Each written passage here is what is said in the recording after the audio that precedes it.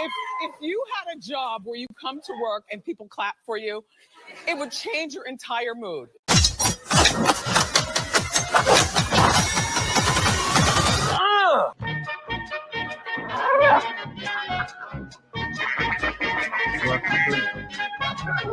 We don't have any plans at the moment to do PC. Or you can grow a conscience in the next 5 minutes and see where that takes you. Don't this hit make my people wanna stop? Don't this hit make my people wanna stop? Don't this hit make my people wanna stop? Watch the series finale of X-Men next Saturday morning. Check your local listing.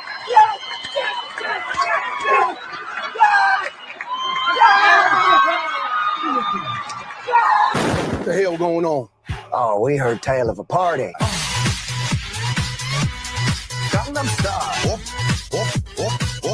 Open Gangnam Style. There can be only one magical Negro.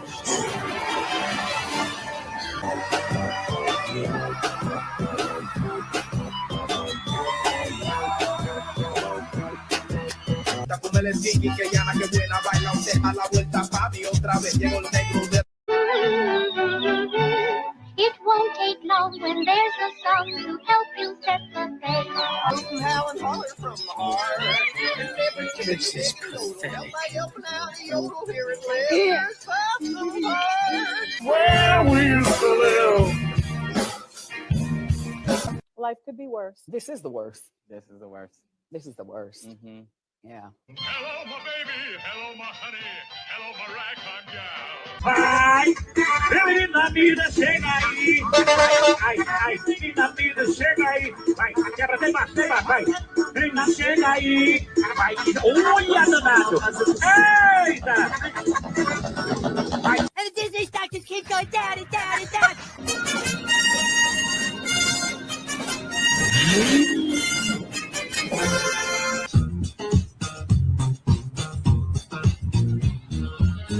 I'm bag of pixie dust. Contraband. They're going to do the Mary Poppins thing. They're going to do it. They're going to do it.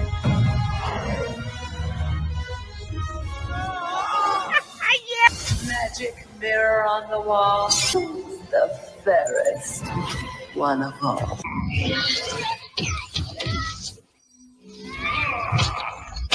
Oh, bitch, you killed Kenny. Kenny. You fat hoe.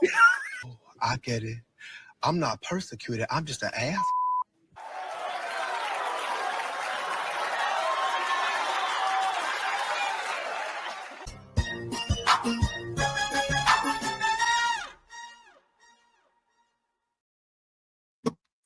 Well, hello, everyone, and welcome to my channel. I'm Reina Creole, of course, bringing you that spice when it comes to sci-fi sci-fi analysis and keeping it real when it comes to theme parks. And speaking of keeping it real, this is the Spice Lounge, where we give you those spicy conversations, those hot takes, no filter. We just let it fly on this show. And the show is extremely special for two reasons. One, that it's my birthday today, and had to work on my birthday, but that's okay. That's okay. I've seen so many well wishes come in, so I'm very, very happy about being 29 again. Just saying. But it's also a great time, special time on the show, because it's always great when Kamran Pasha comes back to visit us. How are you, my dear? I'm well. I want to say two things. One is a very, very happy birthday to you.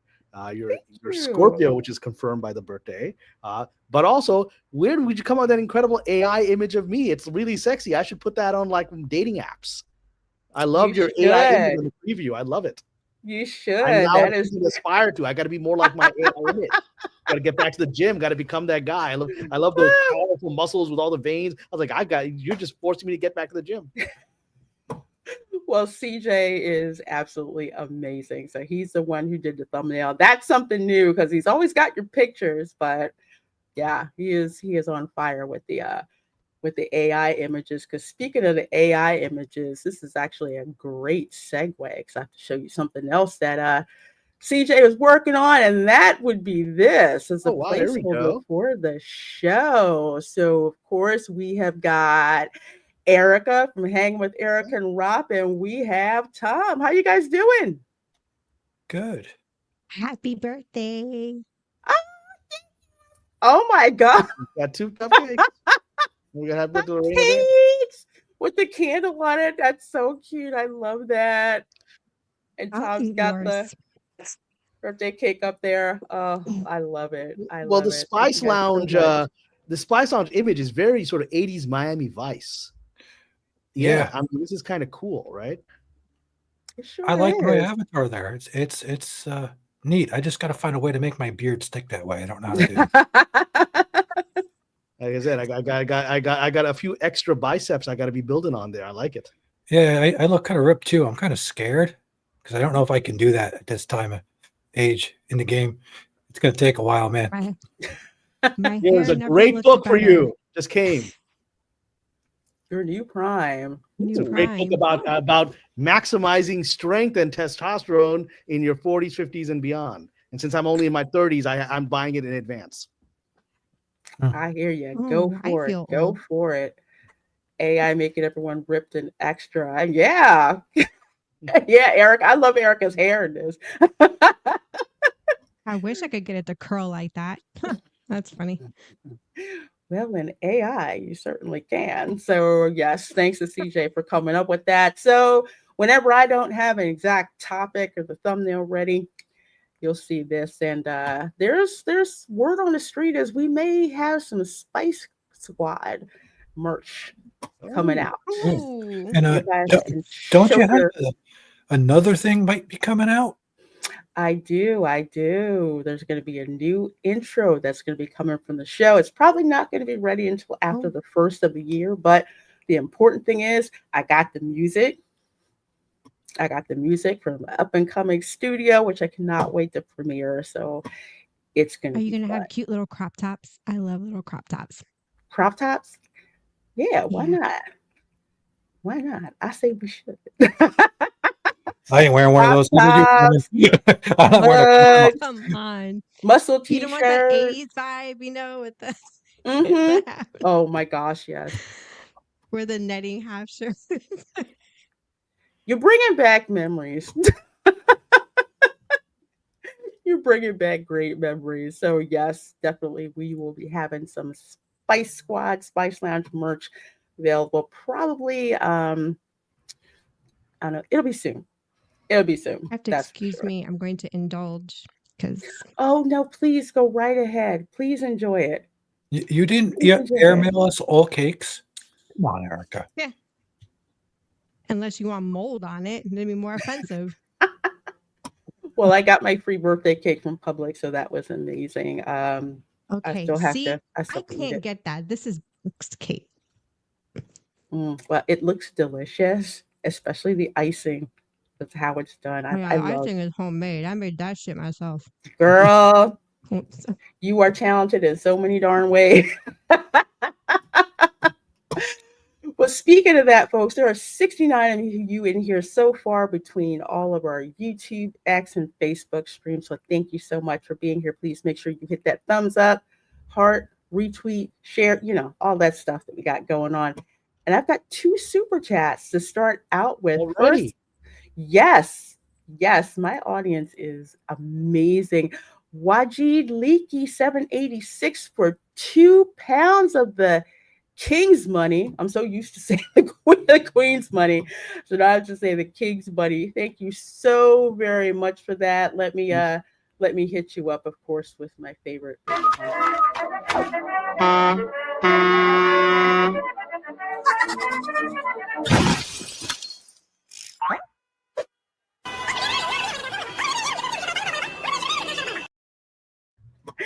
Thank you so much, my dears. It's happy birthday. Keep doing you. Well, And so this is part of your growing Muslim fan base, because I can tell from both the name and the icon that you have. I see that.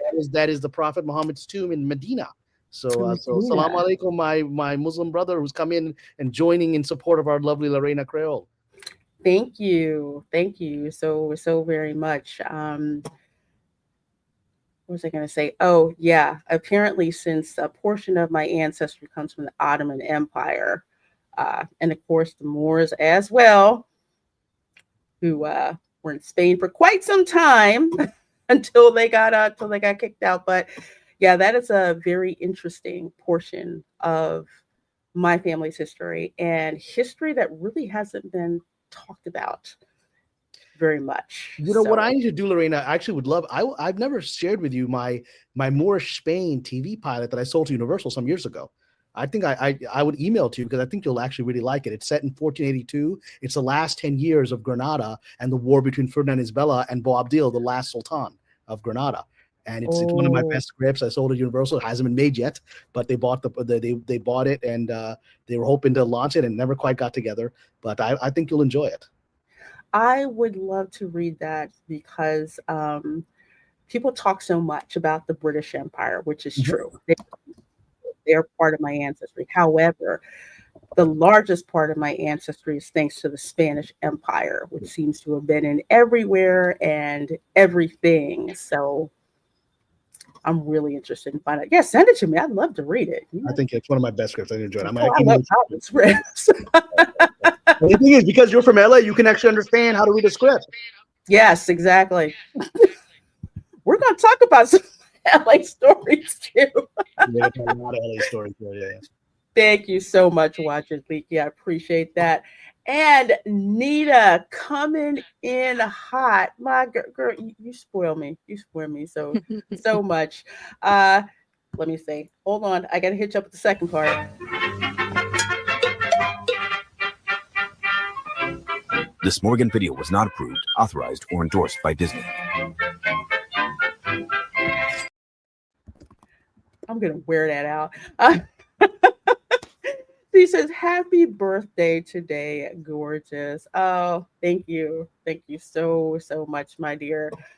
Cannot wait to meet up with you again in person. Nita's such a sweet soul. She really is. She's so sweet. She is. We were hanging with her last week. Mm-hmm.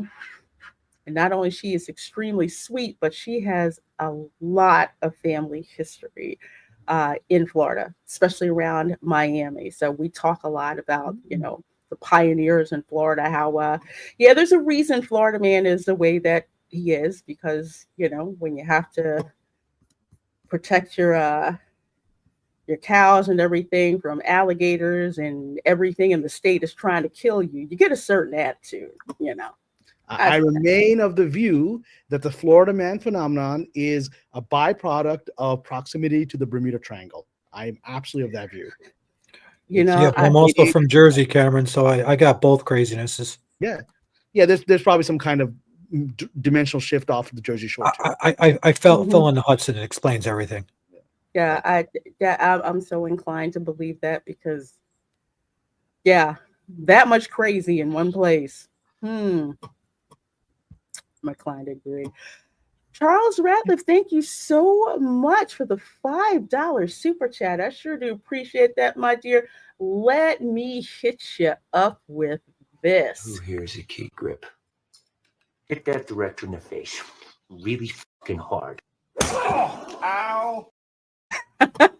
So that's going to be my first story.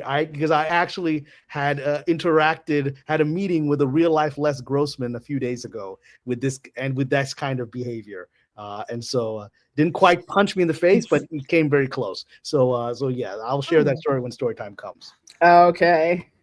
I'm still waiting for that Les Grossman spinoff movie. I can't wait to see that. He was my favorite character in second Robert Downey Jr. Not great when you actually meet him in real life. Oh yeah? No, I'm saying when you meet the actual persona and in a business meeting in Hollywood, then it's not as fun as it is watching it in a movie. No, you don't know what's gonna freaking happen. This happy birthday, Lorena. Well, thank you so much, Charles, for that. I appreciate that. Thanks for the $5 super chat. All the support of my channel. Thank you, my dear. And we have got Braylon Lee coming in with a $10 super chat. Here we go, my dear. I know you want the goodies. Welcome to the goodie room. Yes, indeed. Braylon says, Reina Creole, happy birthday, gorgeous. From the first time I met you virtually, you are a legend and kind in every way. Thank you, my dear. It's such a blessing to hear. By the way, I'm at 906,013 total views on my channel. Been busy, but I love you, Lorena. LOL. Well, that is awesome to hear about your channel. That's a big deal. That's a big deal. Definitely be celebrated. Thanks for letting me know. And of course, thanks for your super chat too. I sure do appreciate that. All right. So we have got so many people here hanging around in the chat. So good to see all of you. Hello, and welcome. And yes, Les Grossman is indeed based. Hey, Dad Man, says happy birthday, Lorena. Thank you. Theme Parks Assemble, happy birthday. Ryan Dyer, that's a name I have not seen in a long time. So I hope you are doing well, my dear. Saying happy birthday. Magically MJ, happy birthday, Lorena Mamacita. Thank you. I love it. Not sure if you saw my first message when I came in here, but happy birthday, Reina Creole. Well, thank you. And let's see. That's so funny. Morgan and Morgan are hilarious. Yes. For people who do not know, that commercial that I showed for the super chat, Morgan and Morgan has preemptively sued Disney. So they could, because Steamboat Willie is now in the public domain. Basically, they're suing Disney to be able to continue using it rather than waiting for declaratory judgment, like in advance. We want you to be forced so that you never have a chance to sue us. That's what it is. Okay. Yes, that's exactly what it is. And I'm so here for it. I'm so here for it. Hey, Linda, we got Sonia in here. Looks like Snortapoop is going to bed. Happy birthday, Lorena. Thank you. Thanks for dropping in. I know you gotta go to sleep early. Appreciate that. P-Shan fan, thank you so very much. I see Mark Daly in the chat. Nice birthday haired and sharp outfit. Is that your birthday suit? It's one of them. It's like going through costume changes, so that's this one. Let's see. Oh, it's 5 days after your little bro. Oh, okay. Yeah, because Scorpios are awesome. They really are. We're nuts. Yeah, we're totally nuts. You want to freak a man out on a date, tell him you're Scorpio. They swallow real hard. There's CJ. Good seeing you. Thanks so much, you guys. So many of the amazing birthday wishes. I sure do appreciate that. Oh, so glad you like it. All right, so let's hop to a couple of hot topics I want to make you guys aware of, because we always got to do the hot topics. These are things that should be on your pop culture radar. So the first one here is coming to us from The Hollywood Reporter. Brendan Fraser, Rachel Weisz team with Ready or Not filmmakers for new Mummy movie. Radio Silence, the directing team known for the recent Scream hits, will direct the feature for Universal.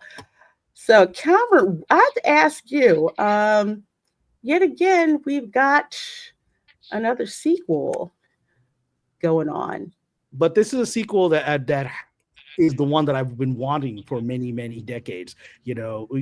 What made the original Mummy so magical was this combination of Brendan Fraser and Rachel Weisz, and then they reappeared again, and then it kind of started falling apart, and they didn't reunite, and then Fraser was off the industry for a very long time unfairly, this is the original Mummy is a pure work of magic. I mean, it's pure work of magic in cinema, and it still holds up. I saw it in the theater a couple of years ago, and it just holds up perfectly to today, and it's so entertaining, and it's primarily because these two have such an incredible dynamic. And so, yes, you can complain that sequels and Howards run out of ideas. I know, because I keep providing them new ideas, and then they go, "Oh, that's That's brilliant and risky. We're just going to go do this sequel. Okay, fine. However, if they're going to do that, then at least this is the right combination. And, the two. And also, these directors are very, very good directors. I don't know if anyone here on the panel saw Ready or Not. I thought that was a brilliant, brilliant movie. I did not. It's a slasher / conspiracy / occult, but it's really effective and scary, and it's really well done. And look, they did the Screen movies. They're incredibly talented, and they know how to make commercially good movies. And they have now a track record of several very good commercial movies. So we know this is going to be scary. And the original Mummy had some real scares, right? But I think with Fraser and Rice, it'll keep a heart. So even yes, it's a sequel. But for once, it looks like they're, the only thing that's missing is Stephen Sommers, who did the very original movie. I mean, that's a loss. But I trust these new filmmakers personally. And others may disagree, but I'm excited for this film. Okay, Erica, Tom, what do you guys think about this news? Go ahead, Erica. I'm gonna let you go first. I'm excited for it. I like the first two movies, so I might actually see this one. I'm hoping that they can pull it off. I hope that magic is still there that they had. Yeah, that's what we all hope. It would be very disappointing if it's not a good movie. It's like, I mean, we don't want an example of Indiana Jones and the Crystal Skull. That would be devastating, right? Oh no, that would be devastating. No. There's not enough rum in the world for me to have that happen. Yeah. So but one hopes, because especially Fraser now, he's really become a beloved icon. He was beloved back then, and then he just vanished from this industry. I think this town I don't even know the real story why they essentially stopped hiring him. And then, he came back with A Whale, and really this incredible performance that just reminded people why they love him as an actor. And I actually saw I saw a video of him when there was a re-release of The Mummy in the theater. And he surprised the audience. He just showed up, right? It wasn't on the schedule. He showed up and to introduce it, and the audience just went wild. And the incredible graciousness he showed, and the humility, and he was like in tears. He couldn't believe people loved this movie so much, and they remembered him, right?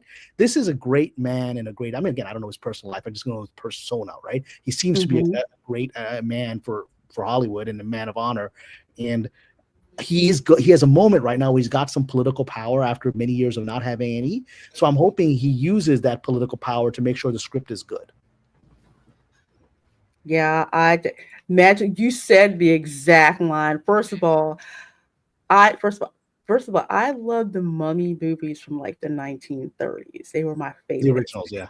Originals. And then when they came out with this one, the original one, it was such a great throwback to what makes a great, scary yet romantic movie. And you're right, the chemistry between Brendan and Rachel, I love it. It's the fact that I bought it on DVD, got it on Blu-ray. I need to get it on 4K. And honestly, I rewatched it probably a couple of days ago, around cleaning my kitchen. But I'm like, I want a movie to go. Oh yeah, let me put this on. Yeah, I loved it. And that line where she is drunk and she's like, I'm proud of what I am. And Brendan's character asks her, what is that? Because I am a librarian. And as somebody who's such a nerd, I appreciate the heck out of that. But she's the archetype of the sexy librarian, right? That she is absolutely the archetype of that.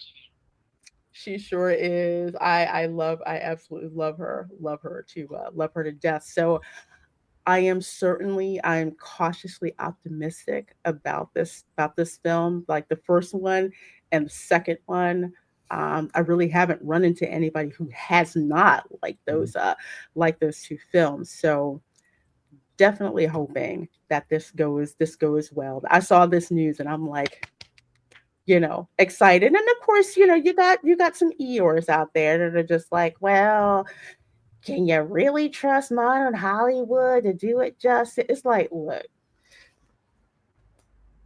the proof is going to be in the pudding. Either it's there or it's not. But to kind of poo-poo it before it happens, nah, not really a good attitude to kind of take. If you want Hollywood to improve, which you can see some rumblings of that happening, then you have to applaud good ideas when they come out. Yeah, look, What- Top Gun. what- The remake was great. Top Gun, the remake was great, and and it was at a time when it stood out when there was just garbage movies being made left and right. Wasn't Frasier just in a series called The Doom Patrol? Was he? I haven't seen it, but I do think he's been back since Okay. Yeah, he's working now. I think he was in Doom Patrol.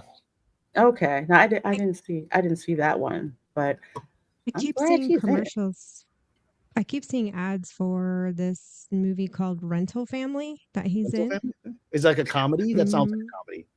Yeah, I did see No. Yeah, I did advert for that. I saw the trailer. He plays he's like a white guy brought in to be the fake father of this Japanese girl whose father was white and disappeared or whatever. Mm-hmm. And he ends up bonding with her. It actually looks pretty touching. Yeah, it does look good. It It was does. nice to see him on screen. I didn't know he was going to get back into the game, and I Mhm. was pretty happy to see that he's getting back in. Well, no, wait. Thank you so much for this $5 super chat, my dear. Let me hit you up.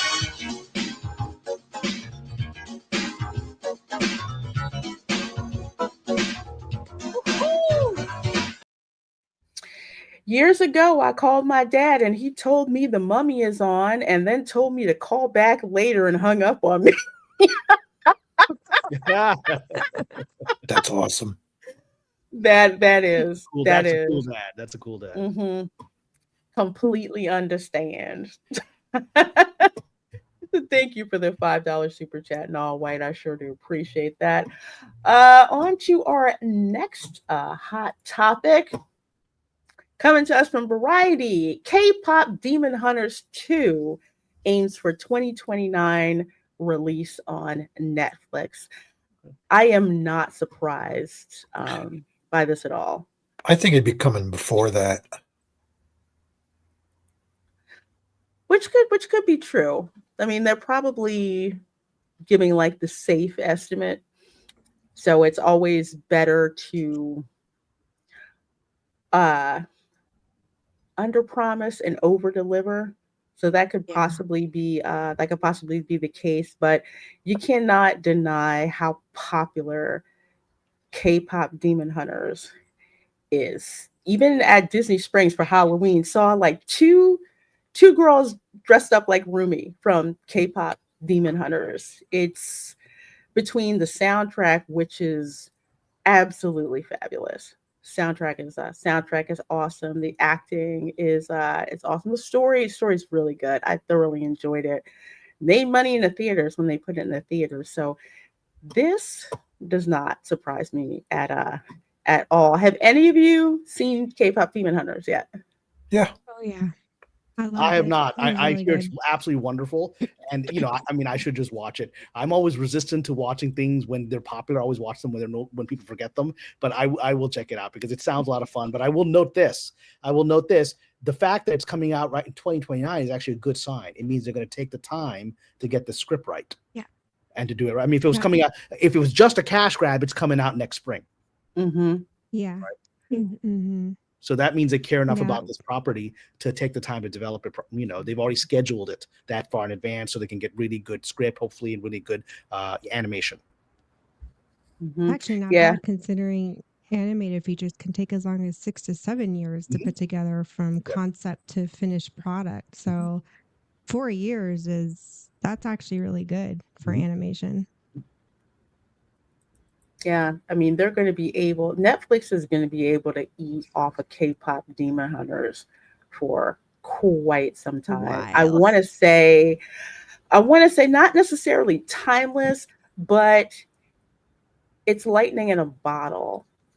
The whole family can watch it.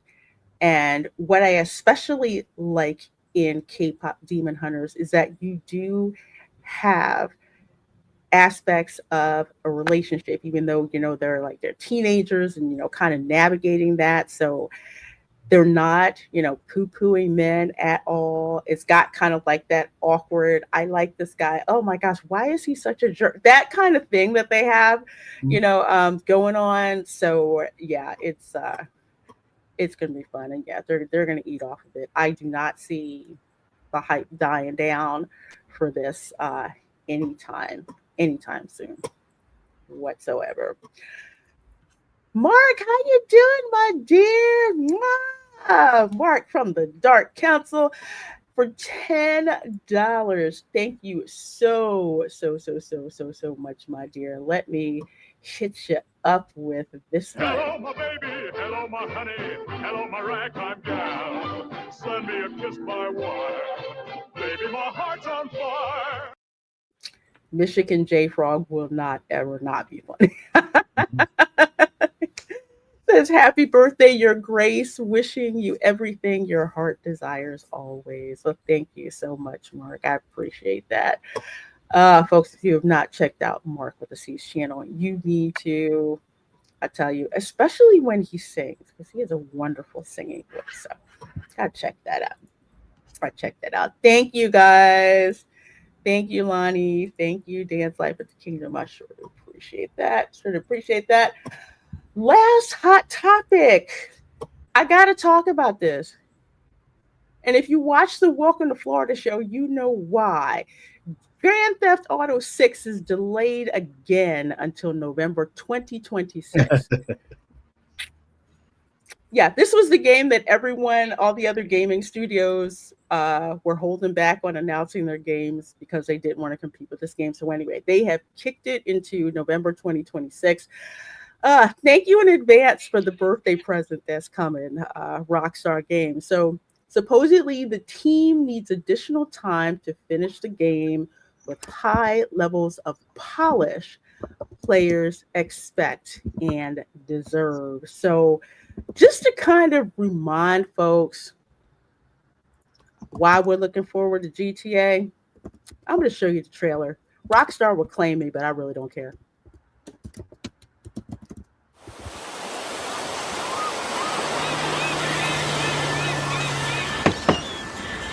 What you doing up there? I'm just fixing some leaks. Seriously, dude, you got some time on your hands. I got some properties with paying tenants. Well, that's why you came by? Just go get me my checks. See you, Brian. Love you, Jason.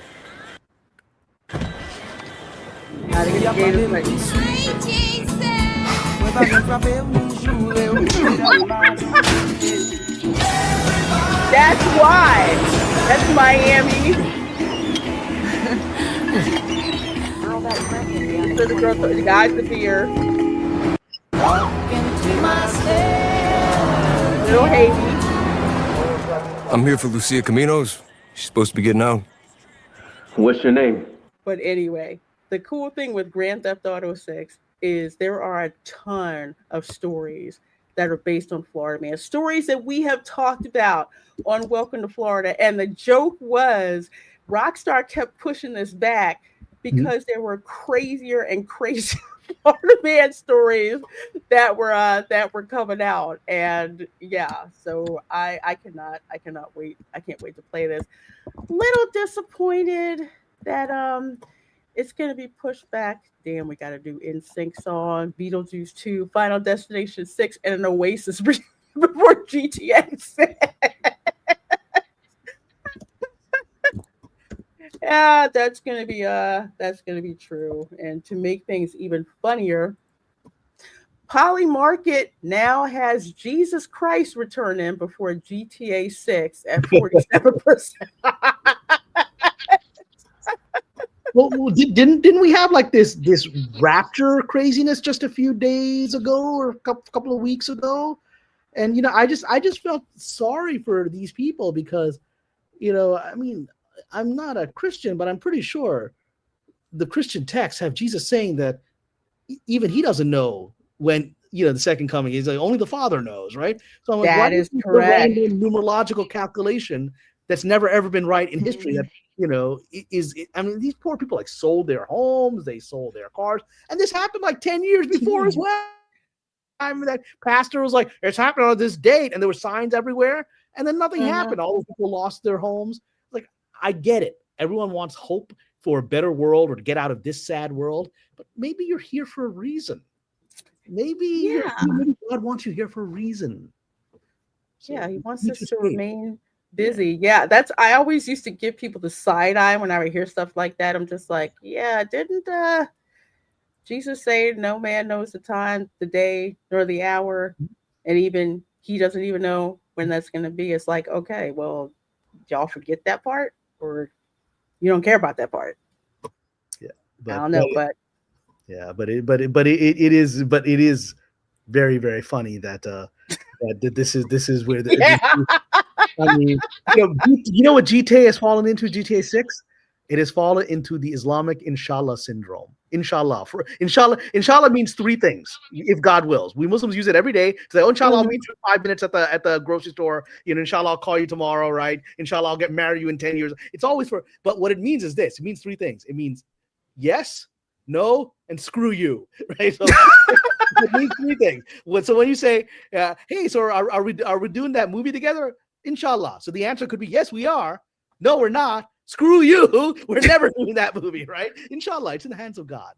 I ain't gonna be doing it. Only God can make me do it. Inshallah. Funny. You're in Inshallah zone. You're welcome to Inshallah zone. But yes, folks, we still have to wait for GTA 6. I cannot wait. Can't wait. But to get on to the Holly Weird segment, I am going to show you this. It does have strong language in it.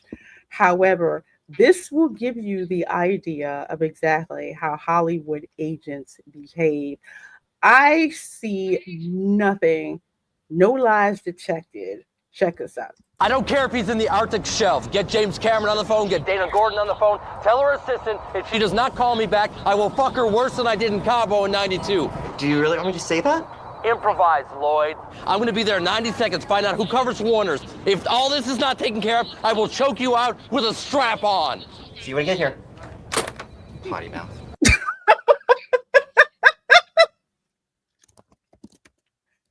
Yes. It's accurate. You see, the thing with Entourage is it is accurate, and it's funny, but it's only surface level accurate. Like Tropic Thunder is closer to the truth, and the truth itself is incomprehensible. It's beyond people outside of this who cannot actually grasp. It's like the black hole. Like the Tropic Thunder is Entourage is sort of the space around the black hole. Tropic Thunder is the event horizon where you're trapped and you're going into it, right? There's no way out. And then the actual experience of Hollywood itself is the singularity, where all rhyme and reason and time and space vanish. That is exactly right. I always wanted to move to California, so as soon as I got offered a job, I went out there. I went to LA, and I was like, "What the heck kind of place is this? I went to visit a friend of mine on a lot at Paramount, and eventually I wound up getting drive-on privileges onto Paramount. And I'm walking around trying to find where the script department is. Specifically the script department for Star Trek, actually. Next Gen, DS9, Voyager, all that. Trying to find that. I'm walking around. This guy who looks old enough to be my white grandfather stops, sees me, comes over to where I am, and he's talking to me. I'm just like, I'm sorry, I don't know who you are. And he's like, okay, well, if we're going to go steady, you need to know what my name is. I'm like, well, that's presumptuous as hell. I don't even know you. Oh, you don't know who I am? No. He says, well, I actually have a building named after me. Really? What's this all about? I'm like, I don't know. I'm sorry, I really don't know who you are. And he gave me like one of his cards. I don't know. He was some big wig. I want to say producer, one of those really. I mean, that's the ultimate Hollywood statement. It's not like, do you know who I am? Do you know that building is named after me? Yes. I mean, don't get more Hollywood than that, because that's not even. You know that building is named after me? And I'm like, that you got to be freaking kidding me. And I looked at the card, and don't you know, yes, he did have a building named after. And he's like, well, I want you to call me, and and we'll talk about where to go from there. I'm like, did this freaking guy think I'm gonna date him? What did That's so it was cringe. the craziest, creepiest thing. So he That just nonchalantly just approached you like that and just had yes, this expectation like you were just gonna like fawn over him and just yes. I'm so glad I I'm kid you married. I'm not. sorry. God. It was Bertie, what you're missing is the part is he didn't care if she was married or not. He just said it to her. He didn't care. yes. He did not That's what, care. oh, that's even scarier. Yeah, he did. He did not care whatsoever. Mm. I'm like, okay, I'll take your card. I said, I'll think about it. He's like, well, don't take too long. Because you got another honey in your pocket you're gonna pull out. Shut up. And in my head, I'm thinking, how often has he done this? Because that was just too darn smooth. I'm like, I know this dude has done, this all the time. I don't know if he thought that I was some actress who just wanted to be on the casting couch, and I've heard plenty of stories about the cat. Yes, the casting couch is true, people. That is actually a real thing. Yeah, no, I mean, I was saying that was his intention. I mean, no one says, "Do you know the building's named after me?" without it meaning "come back to my place, baby." That's what it means. Mm-hmm. That's exactly it. Two things real quick. First of all, Osvaldo Lopez, thank you so much for that $4.99 super chat. I sure do appreciate that. You can grow a conscience in the next 5 minutes and see where that takes you. Are we not going to talk about the recently announced Godzilla minus 0.0? Yes, Asia should just replace Hollywood already. I'm looking forward to that. I did not know. That's the first time hearing of it. Definitely. There, in fact, I was just talking to a producer friend of mine just before this video, and I had been trying to convince him to watch Godzilla minus one, and they were just like, I don't like Godzilla movies. I'm like, it's not a Godzilla movie. It is one of the greatest dramas ever made. It's about post-war Japan, right? And about reconstructing a destroyed society and the humanity of it. And Godzilla happens to show up in the middle of that, right? And but he finally he's like, all right. He called me, he said, all right, I see a sequel's coming out, but he's still resisting watching it. He's just like, he's now at that stubborn place where he knows it's a good movie. He says all the reviews are good, sequel's coming out, but he just can't accept that a Godzilla movie could be that good. It is that good. It's back to the old school Toho Godzilla, where Godzilla is not, a happy joke. Well, not necessarily joke, but more of like the comedic side. That's what Legendary does. Yeah. Toho is the Godzilla atomic breath. You are freaking scared to death when he shows up, takes no prisoners, and there's a reason for its existence. Not only a reason for his existence, but there's also the human story that's weaved in there. Where with Legendary, it's kind of like, I don't care about the humans. I just want to see Madden with, with Godzilla and King Kong, but with the Toho version, very serious, and you actually care about the humans that are in that. So yeah, just like Kamran said, the first one, Godzilla minus one, the human story was so good. It was so absolutely good. It was absolutely amazing. So yes, I did see that announcement. My fault. I think I bookmarked it and then it went like down to the bottom. But yes. Thank you, Osvaldo Lopez, for that. I appreciate it. Appreciate you. And thank you, Scott Westbrook, for gifting those 5 Reina Creole memberships. I sure do appreciate that. Let me hit you up with something a little different. Remember, traditions are basically just dead people peer pressuring you. Until we meet again.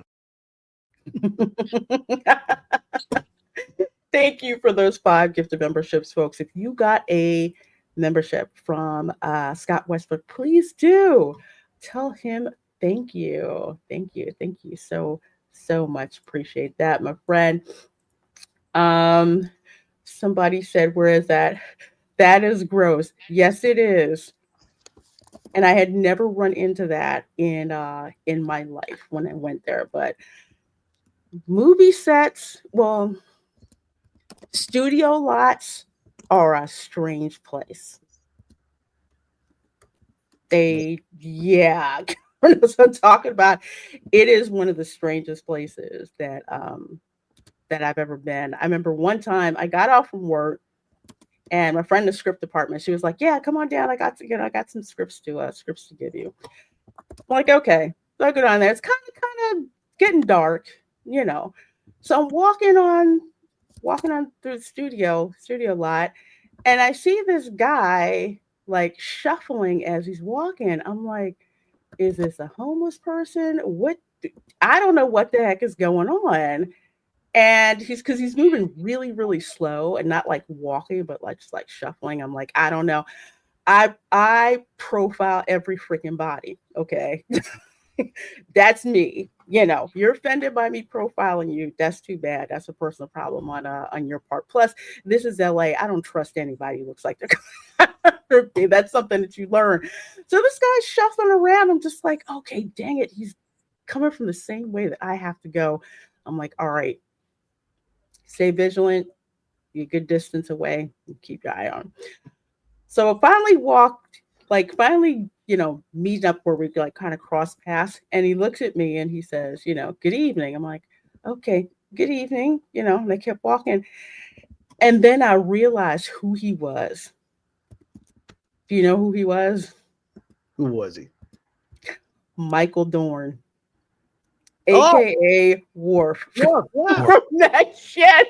I'm like, man, he just must have just gotten out of all the prosthetics and the makeup and stuff. I was like, okay, maybe that's why he's shuffling like that. Yeah, that was wild. Although not as wild as man, I'm doing a whole lot of Star Trek tea on here. Robert Beltran. I can talk about this now. He was Chakotay on Voyager. Mm-hmm. Yeah. Okay. Do you know the joke was it seemed every other week some chick was showing up at Paramount saying that Robert told me that if I moved out of here, I can get a job on set. Yes. I'm like, that is so messed up.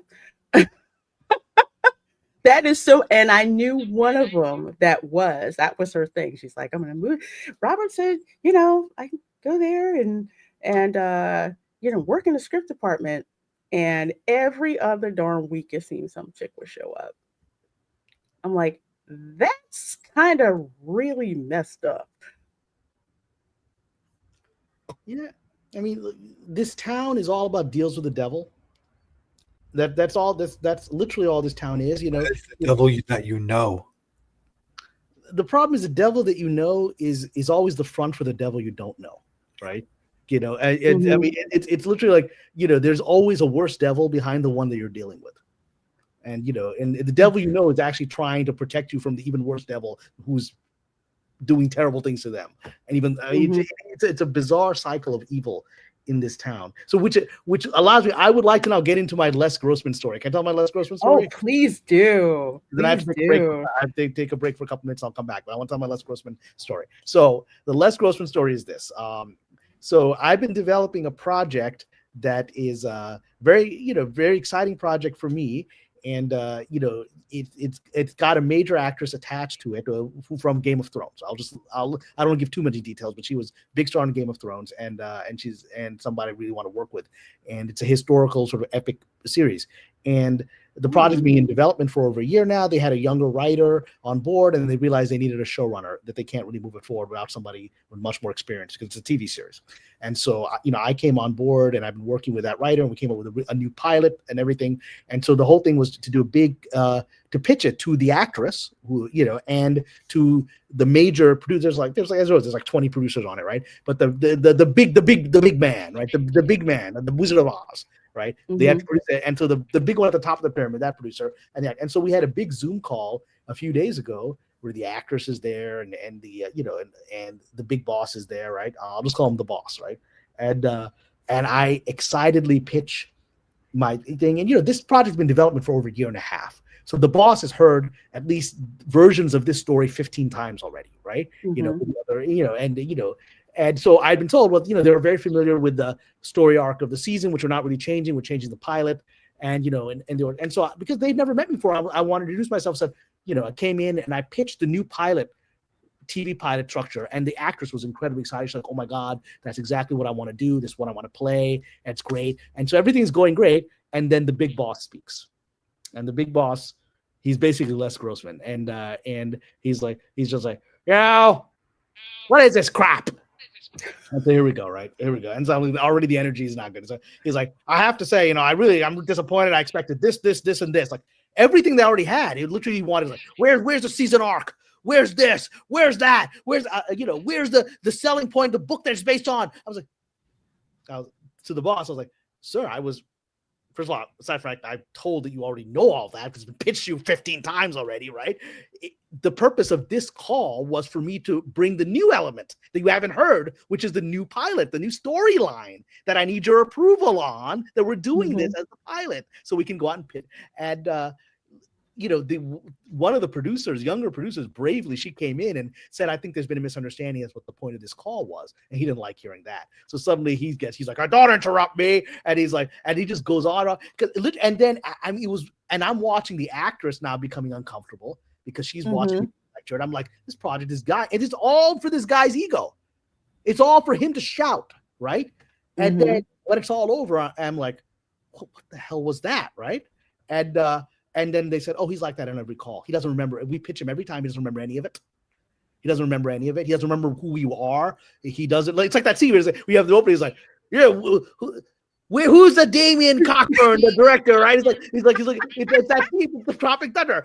Go punch him in the face, right? He doesn't even know who the guy is, right? I'm sitting there like, he doesn't know who I am. He doesn't know who any of these people are. He doesn't know what this project is about. That's why he wants to hear all of it again, because he doesn't remember any of it, even though it's been pitched to him 15 times already. I was like, sir, I have all that material. I didn't know you wanted to hear that because I'd been told you already knew that and I should present the new information. And, and this is not a man you can correct, right? Trying to correct Les Grossman. Watching this thing just go down the toilet right in front of me, right? And it'll be fine because they're used to it. This is every call. We should have, what do you mean you should have warned me? If this was Les Grossman and this is the behavior, you should have warned me, and then I would have been hyper prepared, because if every time he forgets everything, but literally it's like, again, everyone throws you under the bus, right? They throw you under the bus so they don't get punched in the face. This is a week ago. And this guy has made major TV series, movies you've heard of, and he's literally a dude. He's that guy who just needs to show off he's in power. He's in charge, and and he needs to humiliate everyone just to establish that, because he doesn't feel secure in it, despite all of his success, right? And that's Les Grossman. And I had to bite my tongue, because you can imagine I don't let people talk to me that way, right? I've dealt with a lot of, in general, I don't think anyone should even talk to, but I've dealt with two things that I faced, which is, number one, they find out I'm Muslim, they already don't like that. Right, they already don't like that. That's like having the Antichrist in front of them, right? They don't like that. Number two, there is a cultural presumption, because I'm of subcontinental background, that Indians, Pakistanis, Bangladeshis, they were all like little Gandhi. Yes, sir, you can beat me, sir. I'm non-violent. You hit me as much as you want, sir. And there's this presumption that you can abuse us, because there's this cultural false narrative. I'm like, I'm not speaking for Gandhi. My ancestors were the Mughals that conquered this whole land and built the Taj Mahal. There ain't no Gandhi blood here, okay? We took this land and we crushed it and we made it great. So that's my ancestry. So I don't know what you think this is. So I'm like biting my tongue, because I know if I say something, because I've got powerful agents around the cloud, this famous actress is there. And if I say something, I'm going to blow my standing with all of them, right? Because apparently they're used to his drama. But this was a week ago, and I just had to swallow it. But I didn't quite swallow it. I did respond. I said, sir, I just want you to know that I have all that information. I'm surprised you don't know that. And then he doesn't like being called out on that he doesn't remember anything, right? That he doesn't remember what this project is that he's backing. He doesn't even know what it's about, right? Even though it's been pitched to him a dozen times, right? So that's this industry. And that happened a week ago. Yeah, I'm gonna ask, do you think he's just losing it, or is he drunk? No, he literally has Sounds like a dementia 25 to 30 patient. projects. He, he's reached a position in power where his job is to bark orders where everyone else gets the job done. So he doesn't pay attention to anything because he has this long legacy of success that is the selling point.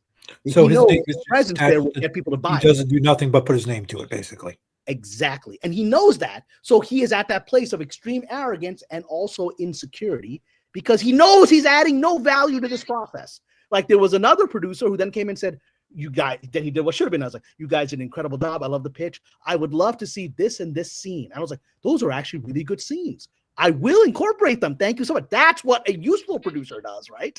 But this guy just had to go, rah, rah, rah, rah, rah. He just had to do that, right? Because he had to just remind everybody he's in charge because he's sitting there feeling stupid that he doesn't know what anybody's talking about. And kind of vaguely aware that he's seen these people before and they've pitched him something before, but he can't be. But he knows if anybody asks him a question, he won't be able to answer it because he doesn't remember what this is about. So he has to go on the attack first. Right. Right. Oh, God, Oh, well, first of all, thank you so much, Drunk 3PO in the house. Good seeing you, my dear. Dropping 20 Reina Creole memberships. I'll drop this. I'll drop this one on you. Oh, here we go. Well, you know what I think about that, Cal? Hold on. I love South Park.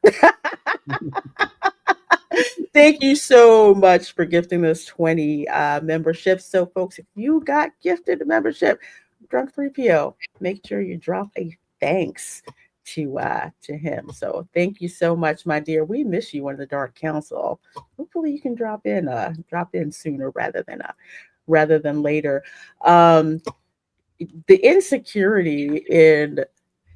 The insecurity is what cracked me up being in Hollywood because I was working for an IT consulting company. So I was not quote unquote in the business, but it seemed everywhere that I freaking went, people thought that I was in the business. I'm like, no. Well, you carry that confidence and the beauty and all of that.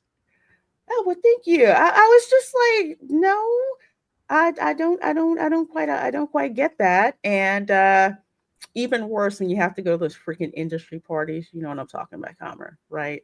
Yes. Yeah. So I had the reason why I had to go to this industry party is because I was dating this one guy who was an actor. Trust me, don't get impressed. Because I said, look, if I can't rent what you were in from Blockbuster or go see it in the theater, it doesn't freaking count. Well, he's the reason I came up with that rule. But he's like, yeah, there's this party I have to go to. I'm like, okay. Oh, cool. Glad to hear it. I'm like, okay, fine. Have fun at the event. Like, no, you have to go with me. I'm like, why? Well, you just have to go. You just have to go with me. I'm like, what? You can't go to a party by yourself? He's like, no, you have to come with me. I'm like, oh, I get it. I'm the arm candy. So that's why I have to go to the, okay, fine.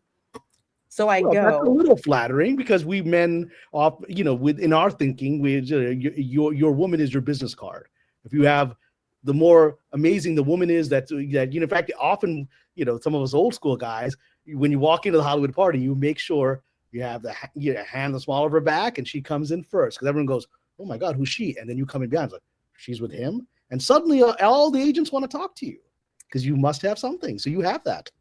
I had no idea. I was just completely clueless. I just moved from Florida, drove across country. Yes, I did. It took me 3.5, almost 4 days from, Orlando to NoHo, North Hollywood. Mm-hmm.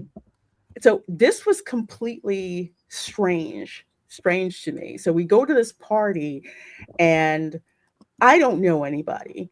And I'm so introverted. I'm like, okay, I'm just going to go over here in the corner and hang out, not be bothered, whatever. Well, since I did that, why is it a whole bunch of actresses started coming over to talk to me? Like, what are you talking about? We talk about, oh, are you and they're talking just the dumbest things. I'm like, oh my God, I can't deal with these stupid conversations. Why are they talking to me? I'm like, I gotta go refresh my drink or whatever. And this guy who I ran into at the bar, he's like, yeah, I'm a producer. He said, I don't even know why I'm here. I'm just here because they told me I had to be here. I'm like, yeah, I was over there with all these actresses talking to me. Why the heck are they talking to you? He said, because you're not interested, they think you're a producer. Well, because like, you're not what? You have the power. Everyone assumes it's like Les Grossman.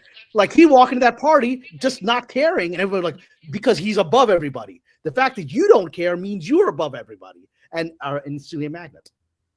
Yeah, yes, Avarice. They thought I was a producer because I was just like, I have no reason to be here. I'm just here. I'm just, I'm just arm candy or whatever, and that was it. But I'd never been to a party like that where it wasn't necessarily about enjoying the party, but was more of, okay, this casting agent is here, this producer is here, I'm trying to get into their particular movie, so we have to go talk to them and you have to come over here and and stand with me. I'm just like, I'm so freaking I was so bored because there was nothing they were talking about that I was necessarily interested in, but it's just the mentality and the craziness from what's going on. Like another case where I had to go out with the actor boyfriend. So it's like, yeah, you want to go out to dinner? I'm like, yeah, okay, sure, whatever. He's like, yeah, we're going to go to the California Pizza Kitchen. I'm like, okay. I'm thinking it's the California Pizza Kitchen in Burbank,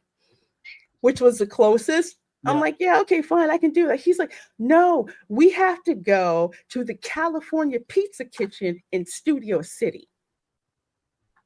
Okay. I said, why? Oh, because I hear that the producers for such and such and so show go over there for dinner. So that's why we had to go to the California Pizza Kitchen. But that's not enough. Okay. Normally when couples go to restaurants, they sit across from each other. No, we had to sit side by side so people could see his face. Well, yeah, because it's all. Nothing you say is surprising to me. This is like a script, right? This is what people do. By the way, you think if anyone's watching this thinks that this is only the struggling actor who's trying to break in, like, a friend of mine was telling me about a party they went to, and there was Charlize Theron. This is Charlize Theron, right? Oscars, one of the most beautiful women on the planet, right? All this stuff. And they're like, they said it was amazing to watch her try to work the room. You could tell how absolutely insecure she was, and every pretty girl she was looking at with like fear.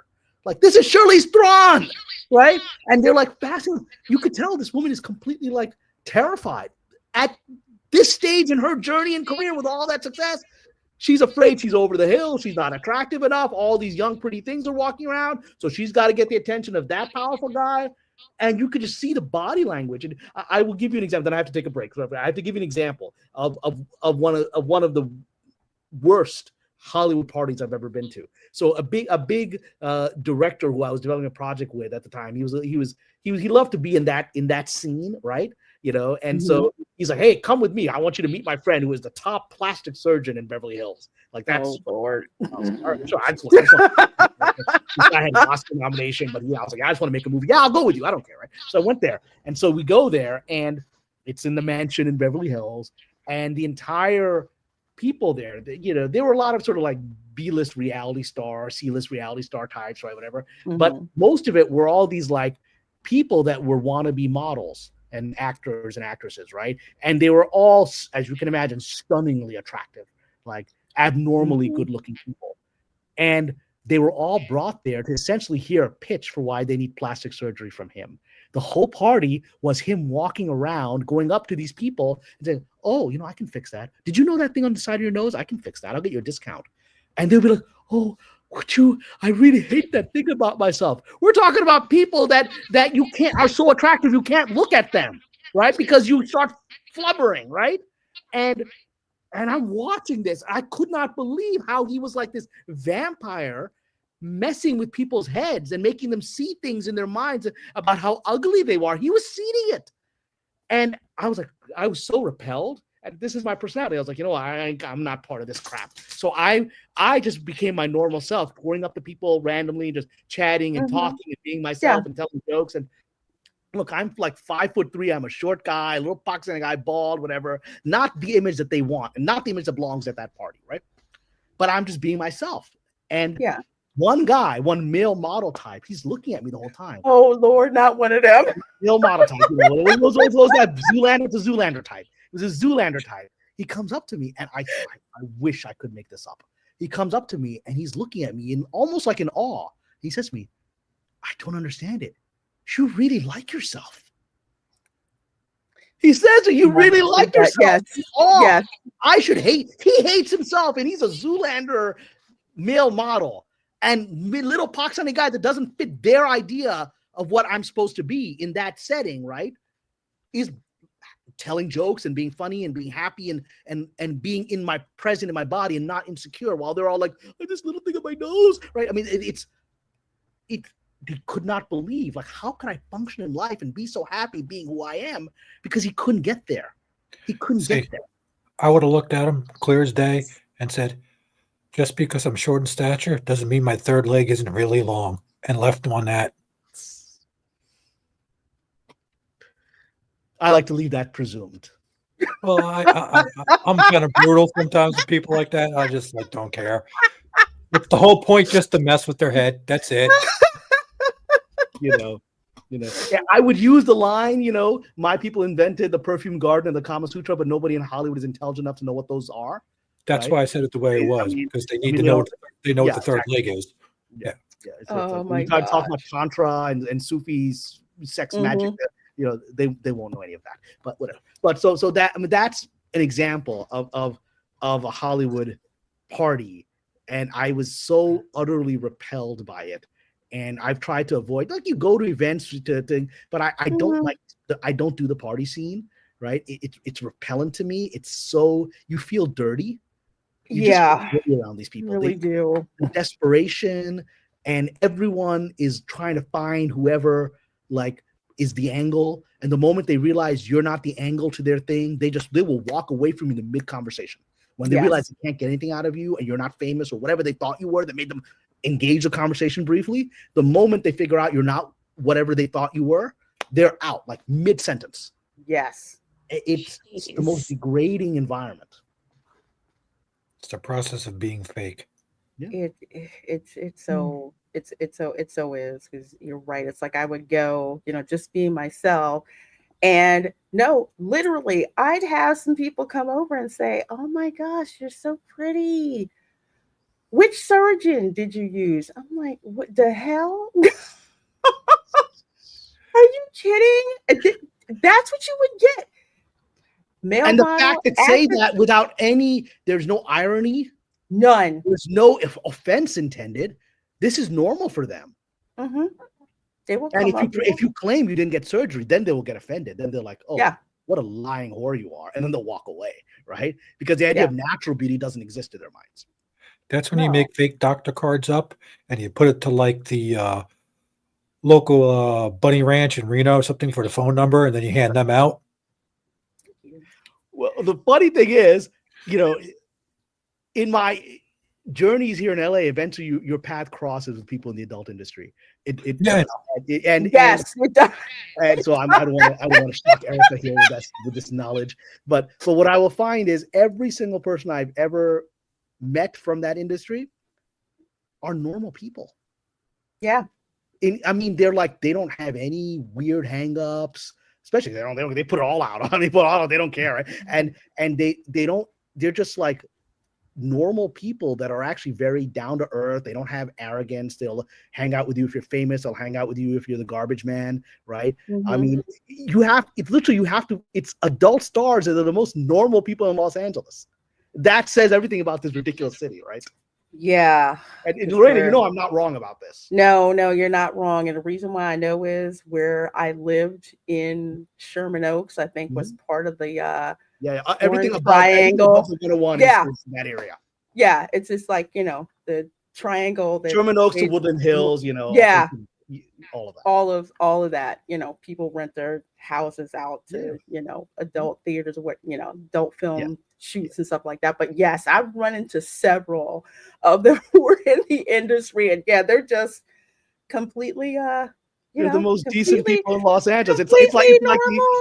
it's like the archetype of the prostitute that comes to Jesus, right? I mean, they're just decent people, right? And then you look at all of these scumbags who are famous and are respected by society, and they're just scum. Yeah, these are the people who will tell you, yeah, I went to Trashy Lingerie last week. They had expo. Yes, there is a shop in Hollywood called Trashy Lingerie. Yes, there is. Go look it up. It does exist. I'm just saying. Proven by many times. On that note, on that note, I'll be back in 5 minutes. You guys, now that I've built all these crazy stories, I'll come back to see what happens to chat. Thanks for your patience. I'll be back. Hold up. How to make this thing. Oh, you're welcome. You're welcome. Over 114 of you guys here watching. Thank you so very much. It's my birthday, and of course, I'm giving you guys Lorena's True Hollywood Stories. So let's see. Do I want to do the dating story or do I? Yeah, I will. Okay, so I've got to run, Lorena. It's bedtime for me. That's right. Yeah. You do. Oh my goodness, girl. Tell people where they can find you. Well, you can find me at Hanging with Erica and Raph, and I just loaded a video tonight. The video is up. It's Halloween here in Germany 2025. So go have fun after the stream. Go watch it. Yes. Go watch Erica's video. She is amazing with what she did for Halloween. So please do go and check that. All right, my dear. Good seeing you. Have a good night. Good night, morning. Good night, Tom. Randy Daytona, the golden boy. My ex-wife was at Trashy Lingerie every weekend on Melrose Avenue. Yeah, that was an interesting store. I tell you very much. I thought I went to the original Fredericks of Hollywood store. Yes, there is actually a Fredericks of Hollywood store in Hollywood that has like a museum of lingerie through the ages. And yes, they do have that. As opposed to Trashy Lingerie, which charges you to come in because they don't want looky-loos in there. Let's see. Oh yeah. So the other date and actor joke story. So anyway, we decided to go to this club somewhere in LA because supposedly, again, trying to hustle to get a job, which he needed to do because he sure as heck was not working on his craft. That's for damn sure. Thank you, A2D2. I appreciate that, my dear. You look gorgeous as usual this evening. Oh, well, thank you. Appreciate that. Hollywood Boulevard also has those stores. Yes, Hollywood Boulevard is notorious for having those stores. You can go on Hollywood Boulevard, find a whole bunch of like movie and television memorabilia stuff, especially like old school movie posters. You can find that there. I forget the name of the darn shop. Randy, maybe you remember. I hope it's still there. And it was on Hollywood Boulevard, and you could go and get like actual posters and press stuff like from the industry, like from there, like direct from the studio, get movie posters and stuff like that. It was an awesome store. Probably down, I think a couple doors down from Fredericks of Hollywood. Yeah, I wonder if it is still there. It probably is still there. It probably is. Yes, they have the Scientologist building there as well. But yeah, anyway, so I go to this club, right? So we go to this club with my actor boyfriend who has such low self-esteem. I didn't like going out with him because he's freaking jealous. Another thing drives me nuts. So we go to this club, and it's the stereotypical lineup outside the club with the bouncers like, no, you're going to have to wait in line. No, you're going to have to go wait in line. You have to wait in line. So we go up there, and he tries to talk his way into this particular club because, Maya was performing. That's why we went there, because Maya was performing. And so the bouncer says to my actor boyfriend at the time, The only way that you can come in is if she comes in with you.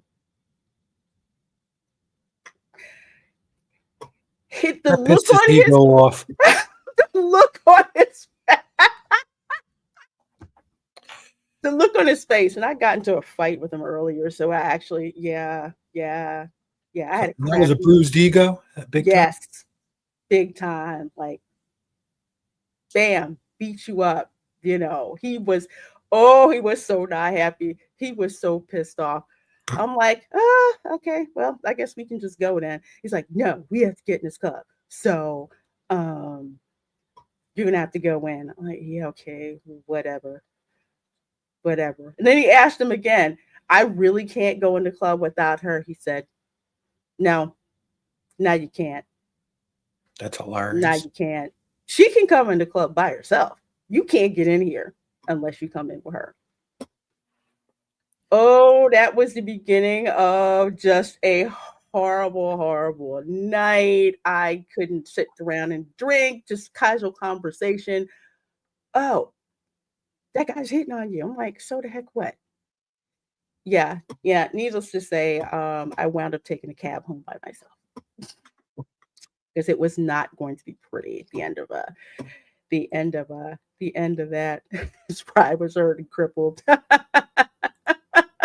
He must have been gay because a real man would have been proud of you. He wasn't gay. He just had really, really low self-esteem and was possessive for the most part. Yeah. That's pretty much what what it was. Oh, and that was the beginning of the end. And I planned to like break up with him anyway. Well, damn. You would be surprised how many actors have these gorgeous girlfriends and they still act like everybody wants their girlfriend and they're just complete assholes about it. I mean, really, it is. I had not run into that before, and yeah, LA has a lot of that. They really do. You think some of these actors are just so amazingly confident and all that? No, no. I know this one actor. He was on a show, and apparently he couldn't get his lines right, and he freaked out so much that they had to call his agent to come in and calm him down. Yes, I have seen that happen. And it is LA is one of the most insecure that I've ever been. But there's some cool stuff that I've seen there, too. Like just in the supermarket. And I remember because this is the only time I got seriously starstruck. And it was me and my sister because she came to visit, Talia, because she can corroborate this. So we're in the Ralphs in Encino, right? It was Encino. No, it was Studio City. That's where we were. So we were in Studio City. We're in the Ralph supermarket and we're getting in line. And I'm like, look, and my sister's like punching my arm. She's like, look who that is. Look who that is. I'm like, what? Who? And I looked, and it was the actor who played Eric Forrester on Bold and the Beautiful. Now, my family, you probably don't, but if you were watching CBS soaps, like especially Young and the Restless and The Bold and the Beautiful, watch that for like years. My family watched it. That was the one time that we got starstruck. And dude was just there in just like a t-shirt, jeans, very nondescript.